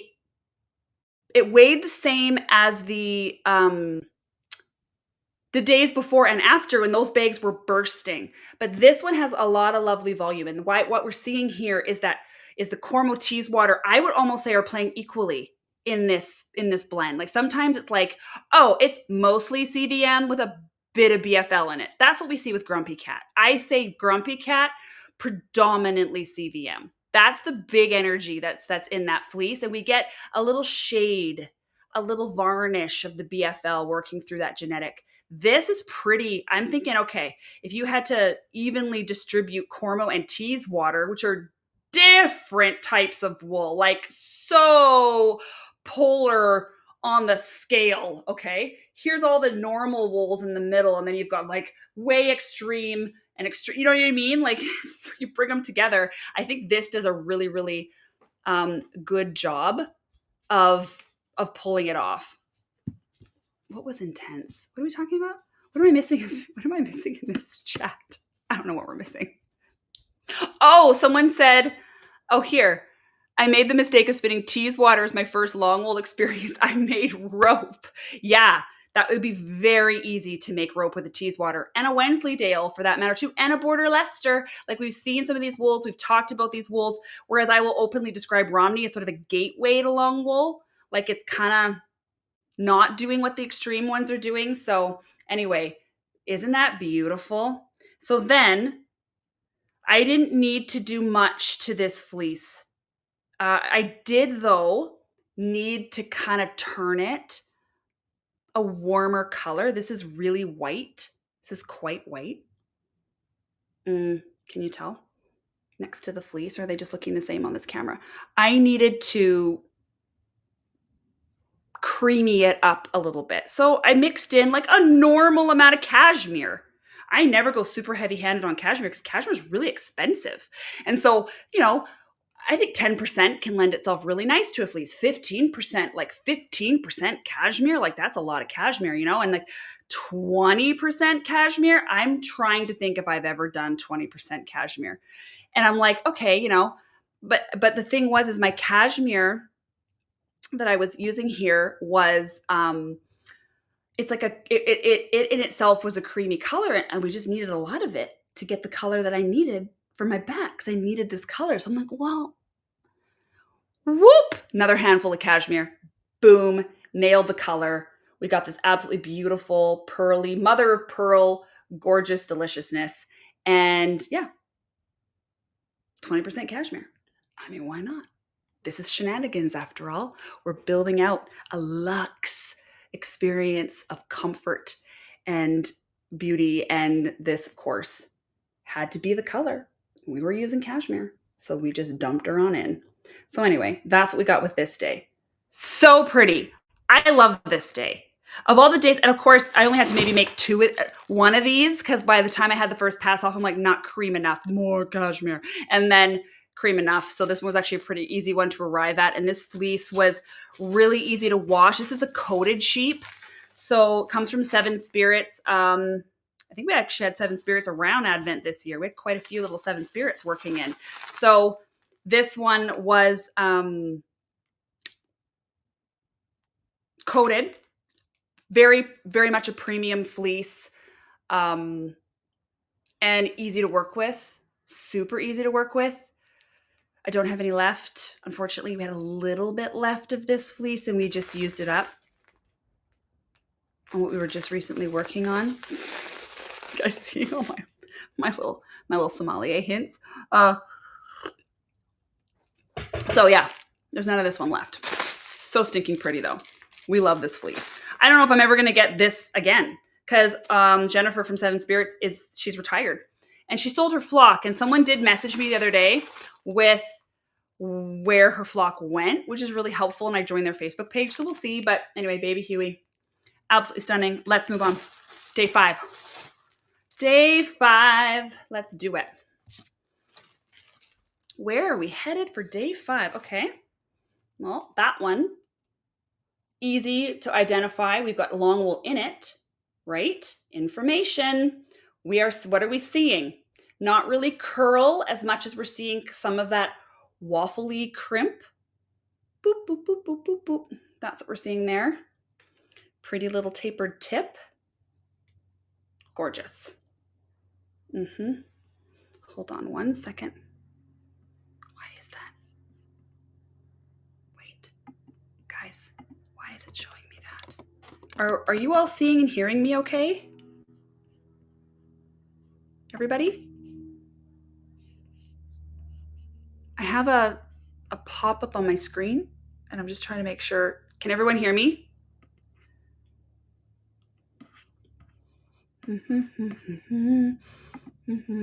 Okay, I just X'd it away. Someone tell me you can hear me. I had a weird little thing come up. Yes? Yes. Okay, good. Sorry. Okay, let's open. That made me nervous. I was like, oh no. Okay, day 5. Here we go.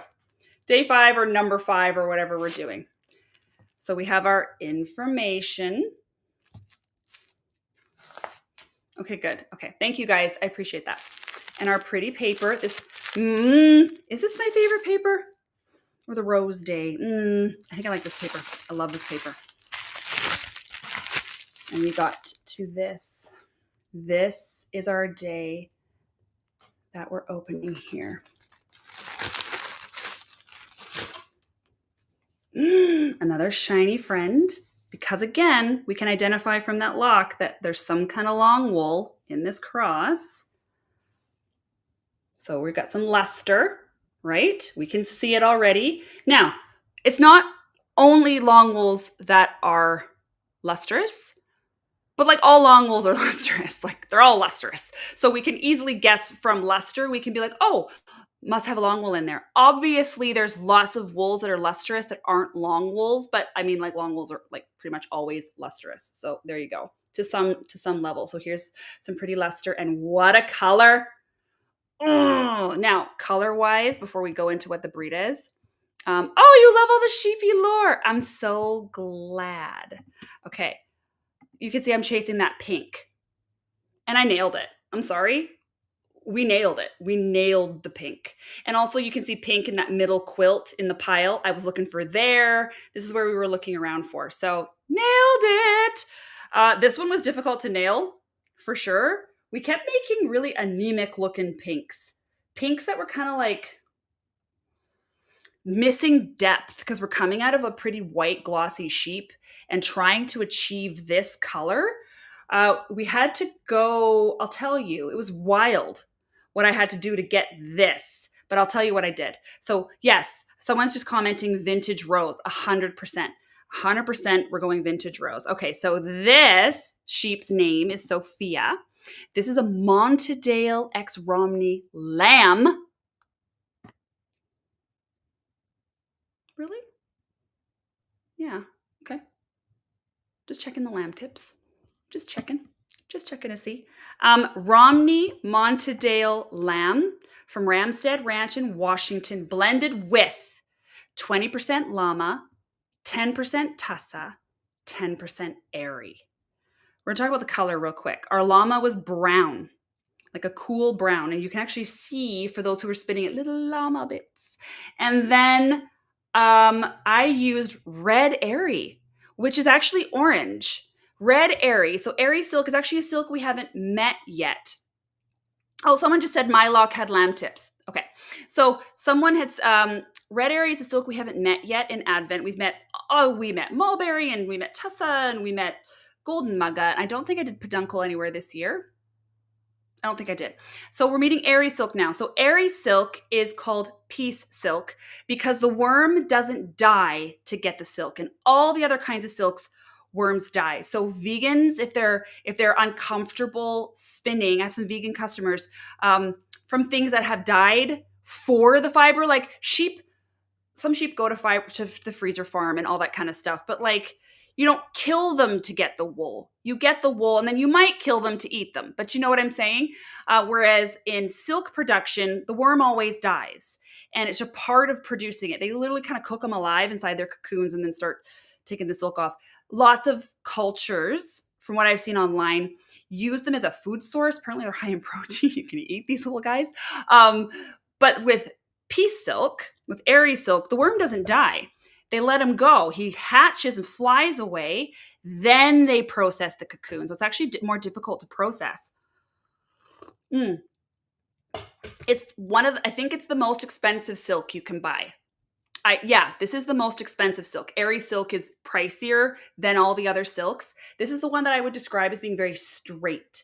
If mulberry silk, if you've been following me around when I'm talking about the different kind of silk types, and I told you mulberry has a natural like wave to it, tussa's an easy blender, so is peduncle, so is golden mug. I think those three come from the same family. Airy silk is somewhere in the middle between easy and mulberry to get to blend into things.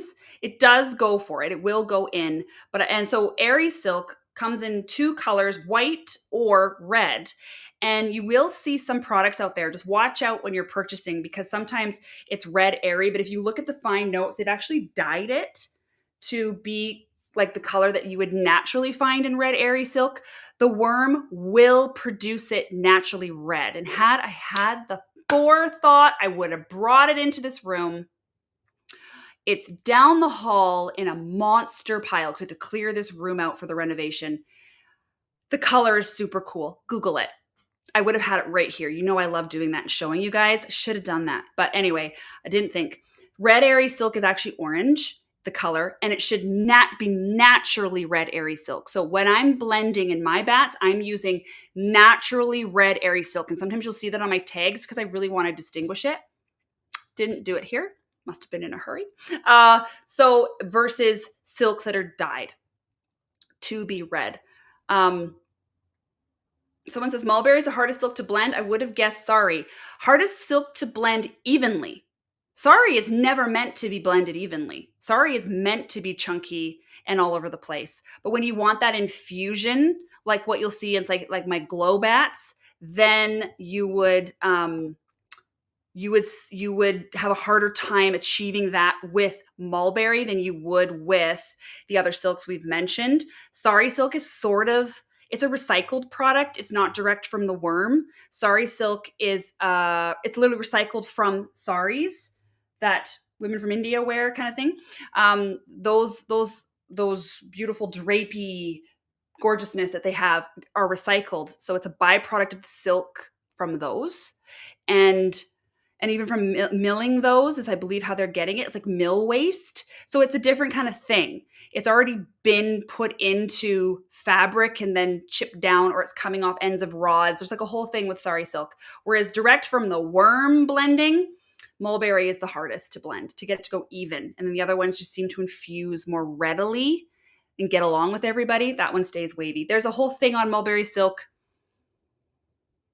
in lore. The Great Guts Adventure, the day we opened the Jacob. I don't remember what day that is, like 9, 10, 10? I don't know. Okay, if you want to know more about it. So here's what we did. So let's talk about Montadale and let's talk about Romney. I'm sure many of you are familiar with Romney. How many of you are familiar with Montadale? Montadale is a real downy wool. It comes from a cross between Cheviot and Columbia. Oh my gosh, if I'm right,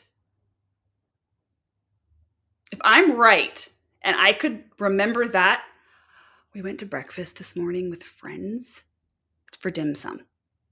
Okay. And they had brought someone with them, this friend who introduced herself to me, shook my hand, said her name, and then so polite. Every person, I go, oh, and this is my son-in-law, Caden. She goes, hi, Caden. And said her name. And then to my daughter, and then to my other son, and then to my husband. Did I remember her name 2 seconds later? Absolutely not. And I tried to avoid having to use it the entire meal. I couldn't remember her name. So if I'm right, and it's Cheviot, Columbia, Emily, Femily, Cheviot, and Columbia. Yes. Why though? Why is that a fact in my head? I could not remember that girl's name. She was so nice. And I didn't want to be like, what was your name again? Halfway through the meal, because the longer this goes on, that I've completely blanked on the name instantly. She said it like 7 times. Oh. And I had to just leave it. You have to abandon ship at some point. There's no way I'm getting that name unless it happens organically. Again, there's no way. And yet I remembered that a Montadale comes from Columbia and Cheviot. Okay. So Cheviot, think meat sheep. Think if you've ever worked with a Suffolk, if you've ever worked with a Dorset, if you've ever worked with even a Black Welsh Mountain, it kind of has these vibes. Those like meat sheep, down wool, coarse, great for slippers. You absolutely, that's what you need. I love a good down wool. I love me a good meat sheep. So I say that all of this with like so much love when I'm talking about meat sheep. Montadales that's Montadales. And then Romneys, we know. I don't have to explain Romneys. But when you get this blend of the Cheviot and then the Columbia, and those are another one that some people might not have heard of. Columbias are like intense. They are so intense. Every time I've worked with a Columbia, it's like take a normal meat sheep, make it 3 times,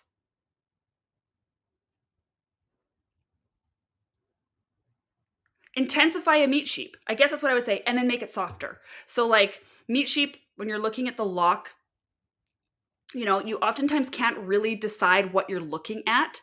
You can't necessarily see the little crimpy thing doing its thing. It's not organized at all. Like you can find organized suffix and all that kind of stuff, but generally, you're not going to see that as readily. Take that and make it like wham, and you've got Columbias. They are so dense.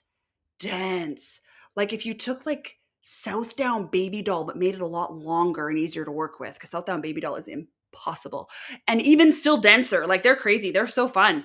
And so those two together make a Montadale. Generally, you find them to be medium, and they can go up to coarse. Most of the Montadale I've worked with have been medium coarse, like right around in there. And then so take that sheep and then cross it with the Romney that we all know and love. Everyone's probably familiar to some degree or has come across Romney. It's readily available. It's really good to process. It's nice to spin. It's our gateway to long wool. In this lock, I'm seeing Romney. That's what I'm really seeing. The Montadale was interesting to me when I heard that it was in the genetic. Probably in there lightly. I mean, yeah, there's a good grip to this. Some Romneys are fluffy, and you can get like just the Romney itself. This one's got definitely it's not playing silk necessarily as silky as say a Romney would be under my hand. So there's a Montadale influence, but I wouldn't say it's super, super strong in this one. But then it came out more so even in the bat, like something about the way this processed up. If you handed me this and said it's Romney, I'd probably be like, no, it's not. So obviously the Montadale has played in and what we've mixed into it. But this was really interesting. This one had me thinking. I was like, oh, like it looks like a Romney, but it didn't card up and process like a Romney. Big Homie didn't hate it. And Big Homie always hates long wools and spits them out. So yeah, it was a really interesting fleece. It behaved differently than it looked.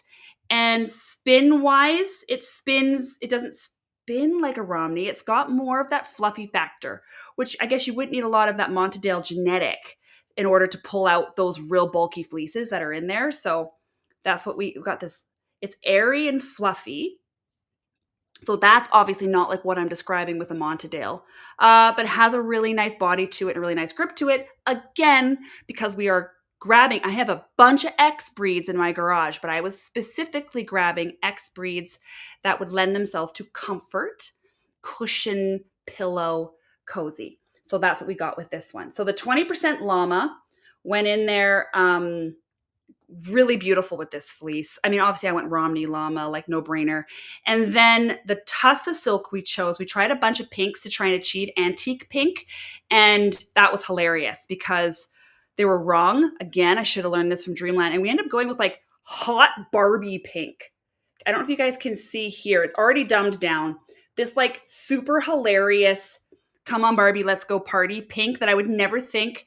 But that plus the gray brown llama plus that orange red airy, and we got this. So there's my recipe in case anybody wants to have some Mellyknits at home. Mm-hmm. Oh, and we have someone saying it was a really nice smooth spin. Good. I'm so glad to hear it. Woo, we spent a lot of time on that one because that's really interesting. So there we are, and they're all really interesting. It's all really interesting. All of this is so interesting. I love that this is what we get to do is come on here and talk about this. There's a color against something different in case anyone's curious. Okay. Last but not least, number 6. Number 6. Last but not least, we've done it. We've come to the end.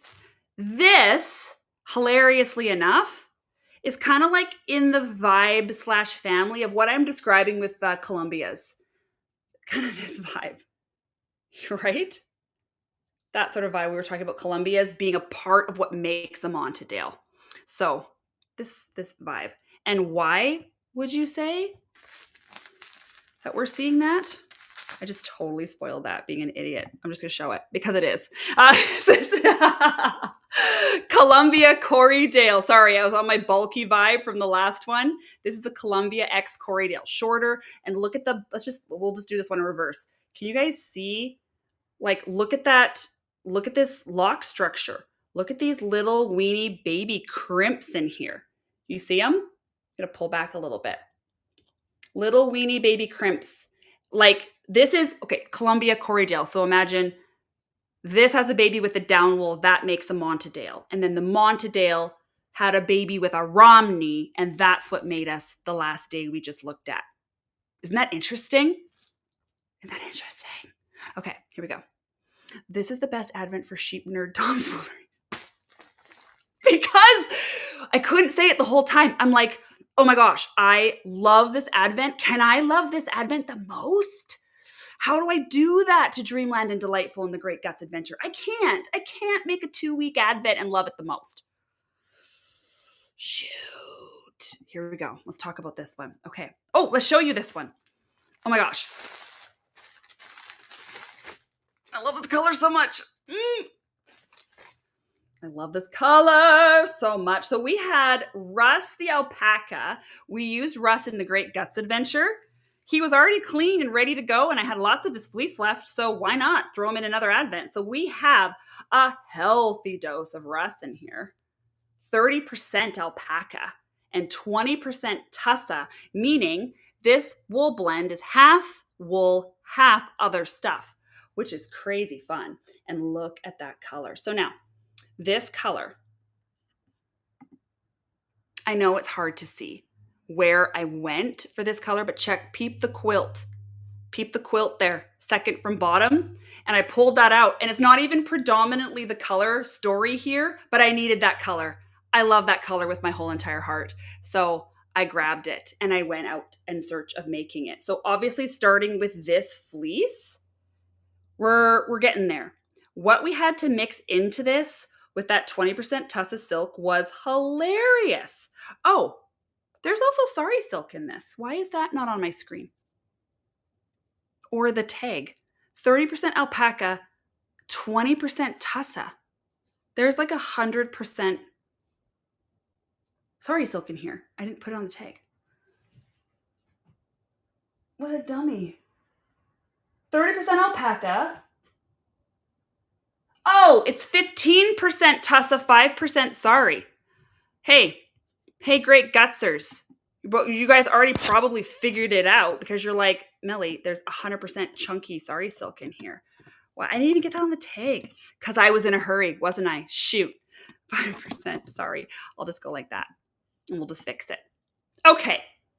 So it's 30% Rusty Alpaca from All in Alpacas, which, by the way, I have his picture because she posted him to thank us for having him or to introduce us to him in the Great Guts Adventure. So I just went on and grabbed a screenshot from the video that she posted.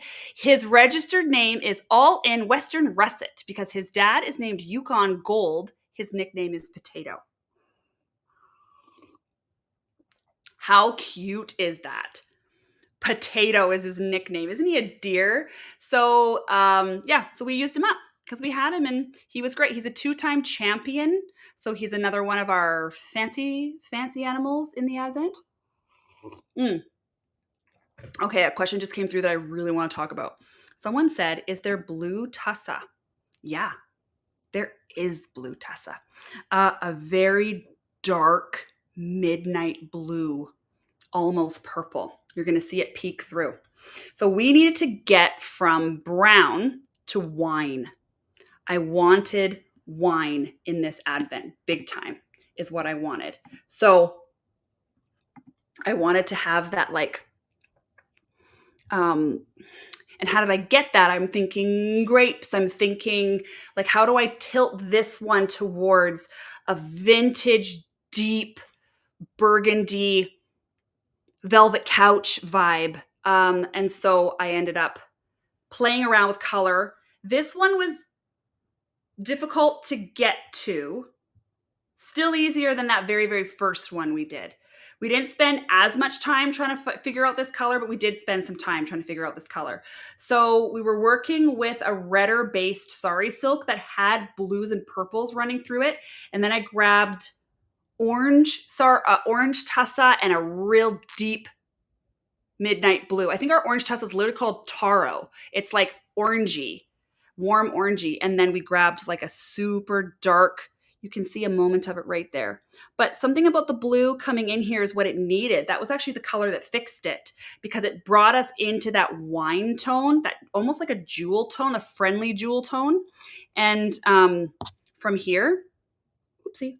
So I really loved it. I also really wanted to have at least 2 sorry days. We thought we might have 3 because I wanted the quilty vibes, like the speckles and like the little bits in the fabrics and whatever else. And so, yeah, I feel like all the little patterning, and I feel like Sari Silk kind of lends us that. Anyway, that's where we went.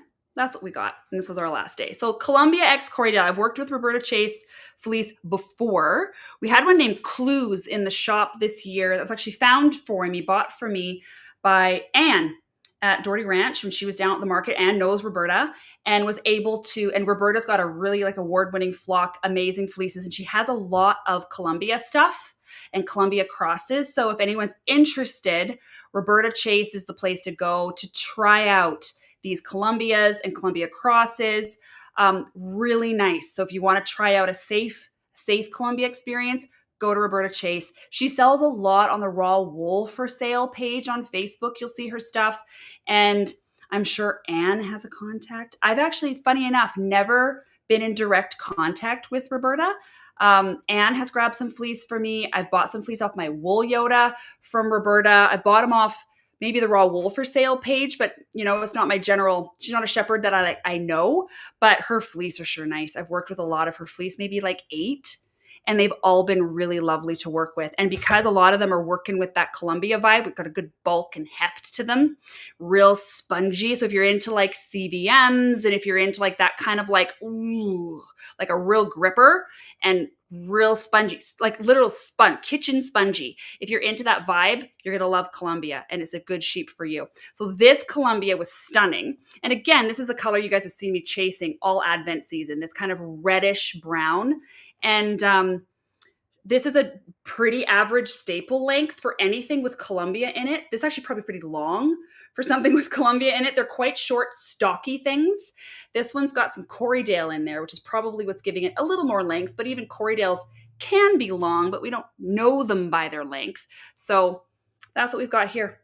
And look at that hilariousness. If you were to just take a comb and brush this out, which is essentially what we do when we're carding, it just goes like that. It's so awesome. It just like triples in size. So this was a really, really fun fleece to work with. No issues. It did have some bleached tip areas, but they just kind of like, because sheep have that, they're out in the sun, it just kind of blended right in and created like a fun little fleck. So this is what we got. And that was our last day. This was actually the first day that I made for color, because I was the most obsessed with this color, even though it appears the most minimal in my mood board. I just really knew I wanted this color, and I wanted to turn Roberta's fleece this color. There's our blue peeking through. Where's our taro? I think the taro just went right for it. You might see little moments of it, and then the sari silk. And that's how we got. So 3 colors made this, plus the natural color of the fleece. Okay, so let's see how we did. Let's see where we got to here.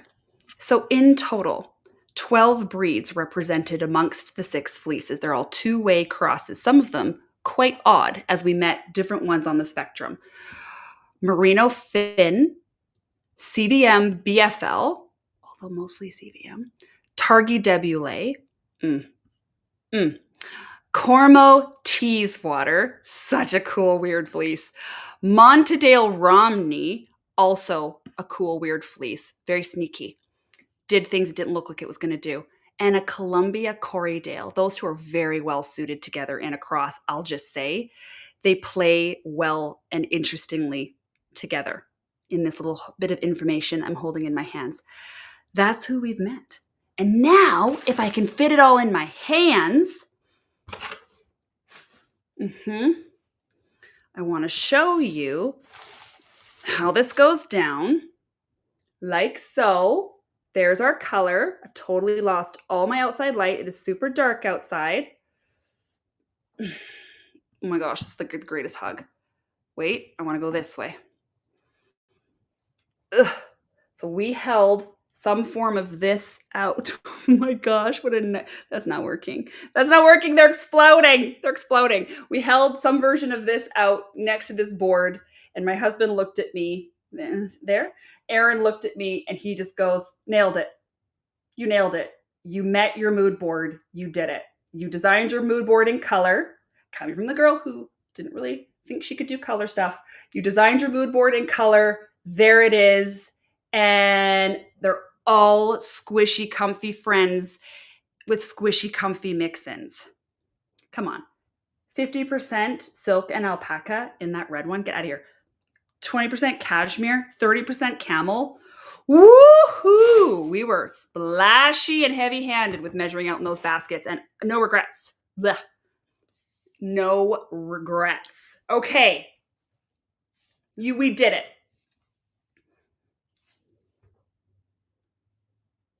We did it. We did it. There's nothing else to say. There's nothing else to say. You have met Shenanigans. You have heard the story of where it was birthed.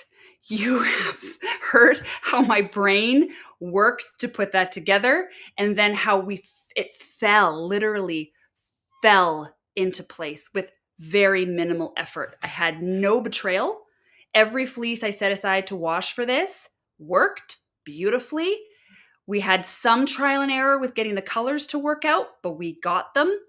And I agonized for about a day trying to get those colors to work. But hey, what's a day? We got them to go.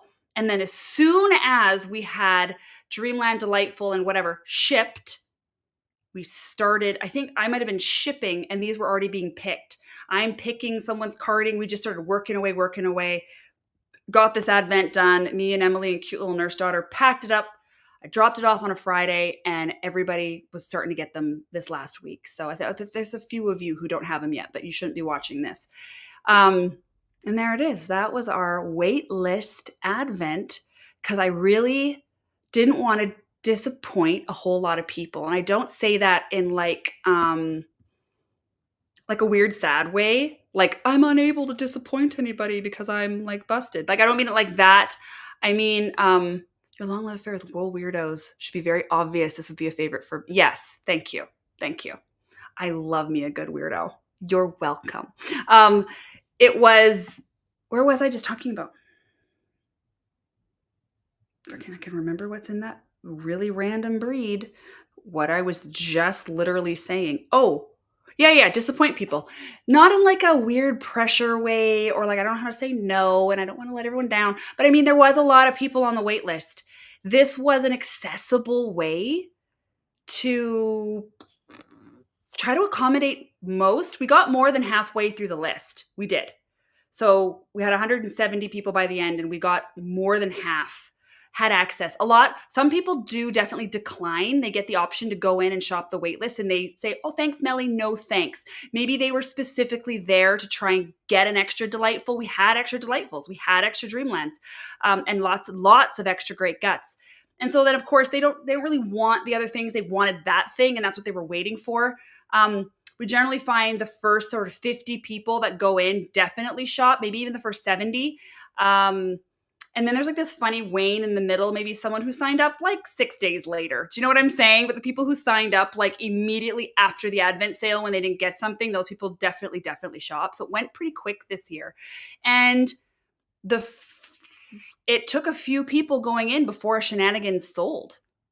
Because a lot of the people, again, had their hearts set on hopefully I'm going to get one of the ones we'd long been talking about or promoting.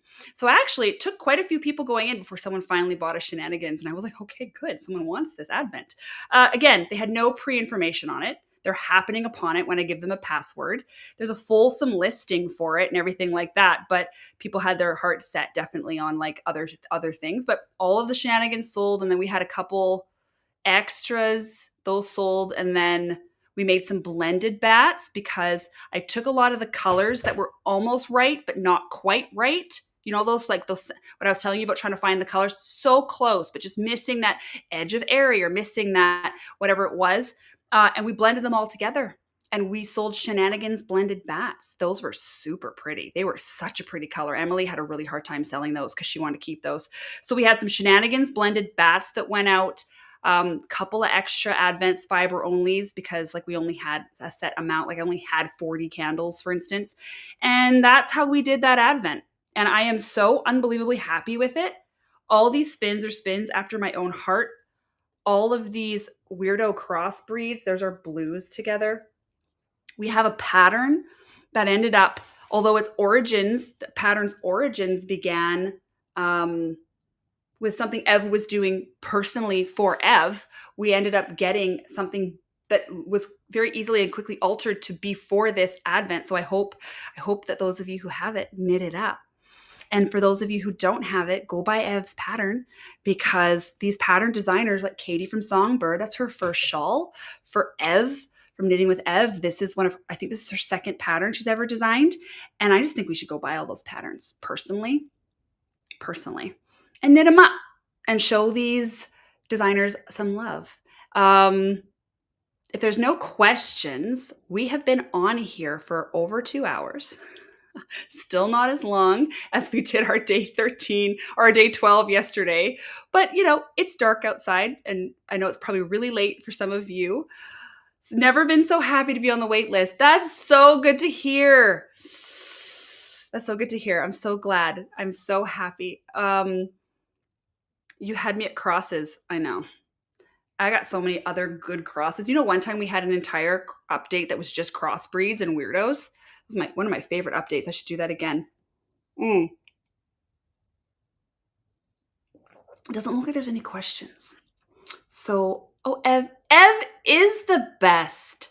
I'll link, she's linked in some of my other past lore videos because she's one of the ones going through Delightful. So I'll link her again in this one. So I'll link everybody, obviously, so you guys can go in and find them. But that's, I think, it. We just saw Shenanigans. You guys got to experience it. We got to open it up together. I got to finally tell you. I'm exhausted from secret keeping. I don't want to do any more secrets for the next little bit. So next up for Mellyknits. You should do a weirdo club, right? Next up for Mellyknits. Let's talk about what's next up for Mellyknits, okay? First of all, we got someone saying, you mentioned a sommelier lore. Yes. What I plan on doing is coming here fresh in January to talk about December sommelier. And then I'll show up in February, talk about January sommelier. We'll do a live like this. We'll have 5 different things to look at. I will have the guts shown as guts and carded, like we did for the Great Guts Adventure. And I will have the carded clubs shown as their bat and a spin. Can you believe I think I can pull that off? I think I can pull that off. So that's what we're going to do. And so I can guarantee I can commit to once a month. I really like this format. It's easy for me to come on here and just wing it. Just like the contents of my head out to all of you who are here with me. And so this I can do. Set edited YouTube videos or whatever, I can't do that. That's someone else's talent spot, and that's their game. It's not mine. So sommelier lore is a yes. And then Shenanigans next year. Stephanie has just said, I hope you do Shenanigans again next year. If I am able to, we will do Shenanigans next year, because now that it's a set thing, now that I have the parameters for what it is, naturally my brain's going to be looking at every crossbred fleece and wanting to throw it on the Advent shelf. Do you know what I'm saying? And we are making moves to increase output. Like we're renovating this room. We're increasing our storage capability. We're getting a second big homie. There's some things we're doing. That being said, I'll become a little medically interesting next year. And so we're waiting on just some dates. And then I'm going to set out my calendar. So I probably won't have my calendar out in January because I'm not exactly sure. I'm going to need a little bit of downtime next year. And so we're making plans in advance, but there's going to be maybe some missed shop updates. Sommelier, we have a plan to keep that just going. And provided on when I get medically interesting, will determine what we're able to do with Advent, if that makes sense. So if I am able, we'll be bringing all these Advents back. I want Delightful, I want Dreamland, I want Great Guts, and I want Shenanigans. And I want Shenanigans to still be this size. So that won't change. We're not going to go 12 crossbred fleeces. I think we're always going to be 6 on this one. And I think that's a really cool way too of tiering out some pricing. So that way there's more access in a way. I get it. We're still a luxury product.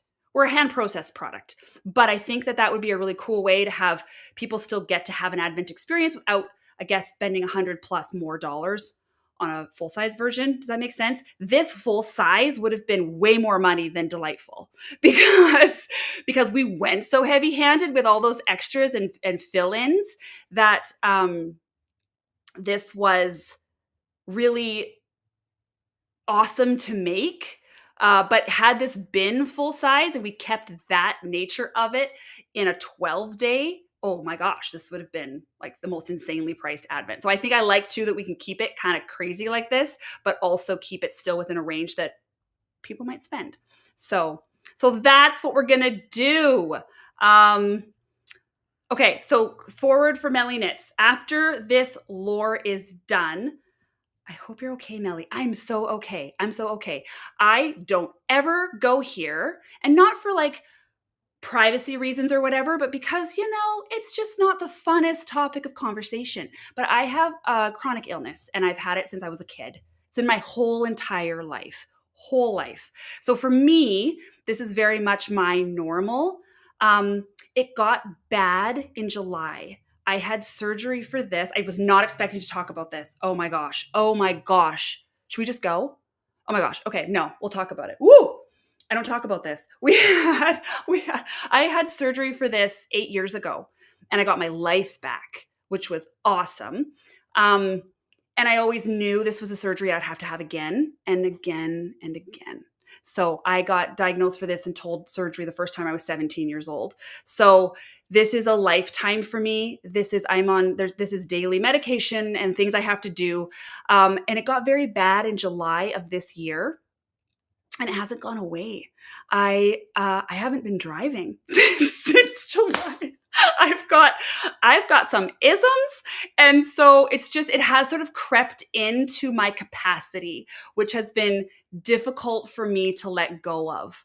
Because I like to get things done. I like to produce things and get things going. It's not going to kill me. If I go to bed for a month, I won't get better.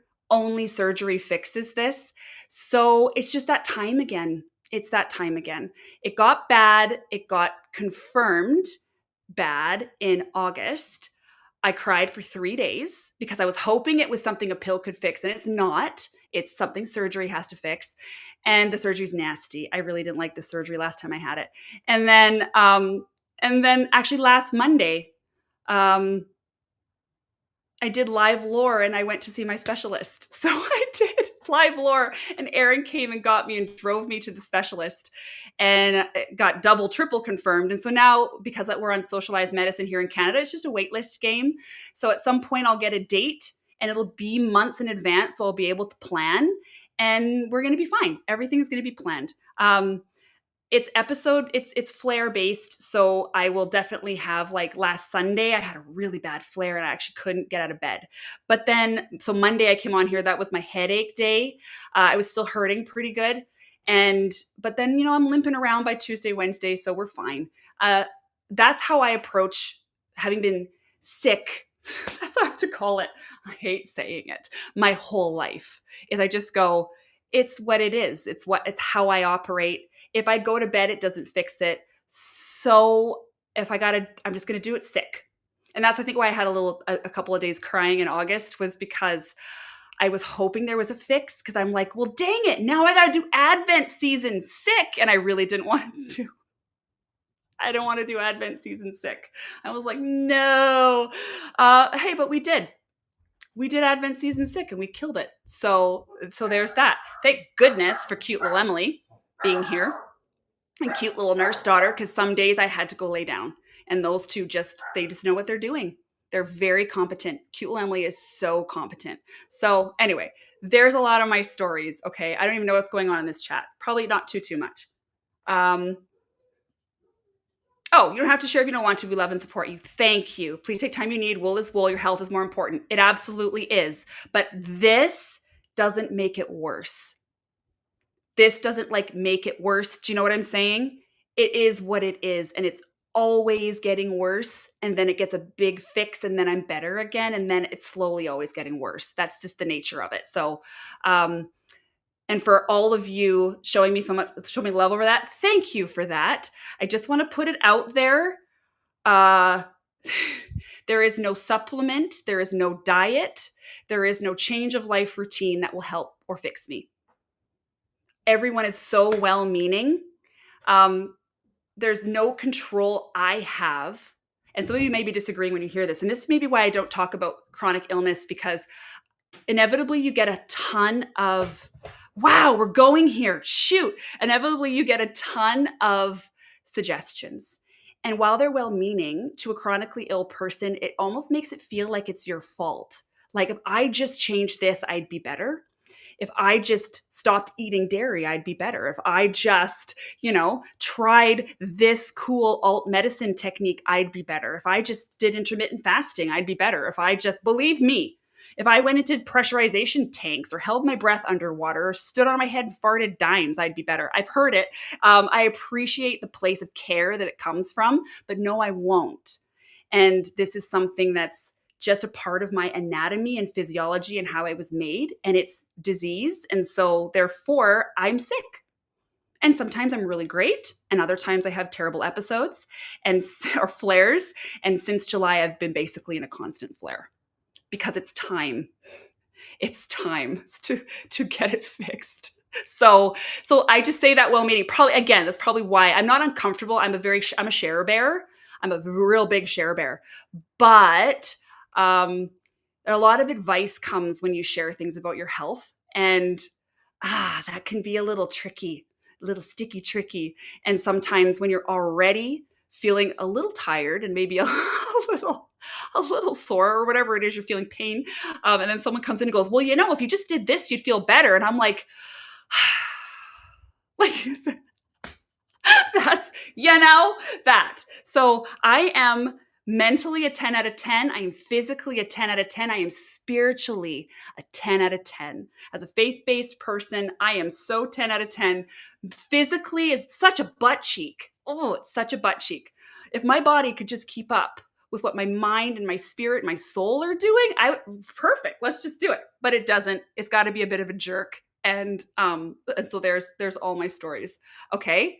So everybody, Ninja Tofu, I know exactly what you mean as someone with chronic illness. People mean well, but right? Like, no, acupuncture won't fix me.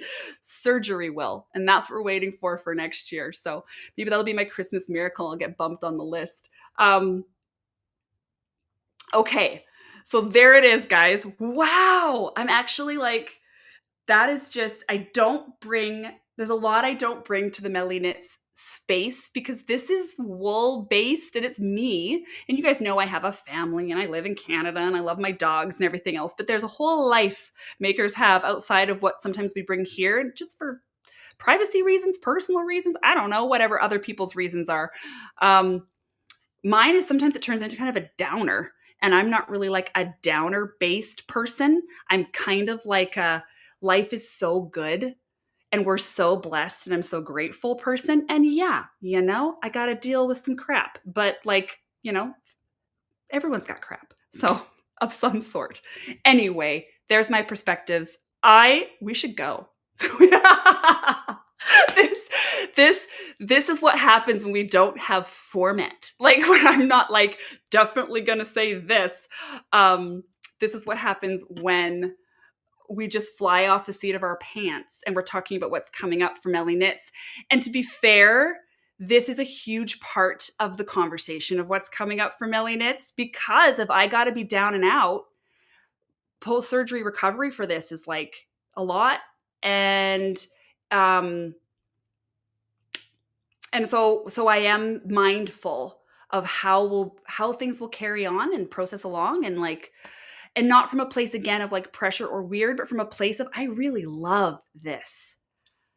This is super fun. This is my outlet and my rest. And the thing where, like, you have no idea, guys, how many nice notes. Look at this. Look at that nice note. Look what someone just said to me. Thank you, Susan. Like, this is wonderful. And I'm surrounded by a lot of that. So I want this for that too. Do you know what I'm saying? I like this. So, and this has actually been Advent season for anyone saying, I can't believe you did Advent sick. That kept me in a really great place because I was super, like I said, resting wasn't going to fix it. So lifetime, right? Lifetime. So this actually was a really awesome way to put my mind on something other than, holy moly, I feel awful. Like, I don't want to think that because then I act that. I don't know. So I feel like Advent is life, and it was like joy, and it was work and progress and really a good thing. So I'm super happy, actually. If I had to be sick, I'm happy it was sick at Advent season because it didn't get me sick here. Do you know what I'm saying? Oh my gosh. Is Thursday Friend still here? She's probably going to be shocked I'm talking about this. Thursday Friend is like my personal health guardian. She knows. Okay, that's it. So here's what we want to talk about. No. Here's what's in the future for Melly. No, I'm kidding. You first, Ingrid. Try it out. See if it works. Okay. Guys, whoa. What a wrap on Advent season. Holy schmaltz. Holy schmaltz. So let's say goodbye, shall we? Hey, Wes? Yeah. Pop your head in here. Am I going to be on YouTube? You are going to be on YouTube. Guys, this is the son you haven't met. This is the Melly middle child. You guys saw the video game review, oldest daughter. I think younger son has been on here. This is middle son. Hi, Wesley. Hi, Internet. That's and he's in his Mellyknits shirt. That wasn't on purpose. Yeah, that's right. Repping mama's business. Okay, well, we're saying goodbye, everybody. I'm coming out. Bye, everybody. Bye, everybody. I'm saying goodbye to everybody, too. I'm going to go hang out with this one. I'm going to go knit next to him while he plays video games. What are you playing? Right now, I'm playing Lords of the Fallen. Okay, he's playing, I can't make that sound, but he's playing Lords of the Fallen. I'm going to grab some knitting. I'm going to go knit next to this cutie, and I will see all of you back on Instagram, or if you don't use that platform, I will see you back here in January for Sommelier Lore. So, kisses. Goodbye. I'll show you this when it's done, but it's going to be like 2 weeks. Okay, I guess we're done. I guess we did it. I guess I'm going to go knit and spin now. Holy moly, what's that going to be like? Okay, kisses to all of you. Love you all. Thank you for being here. And I'll see you around. Okay.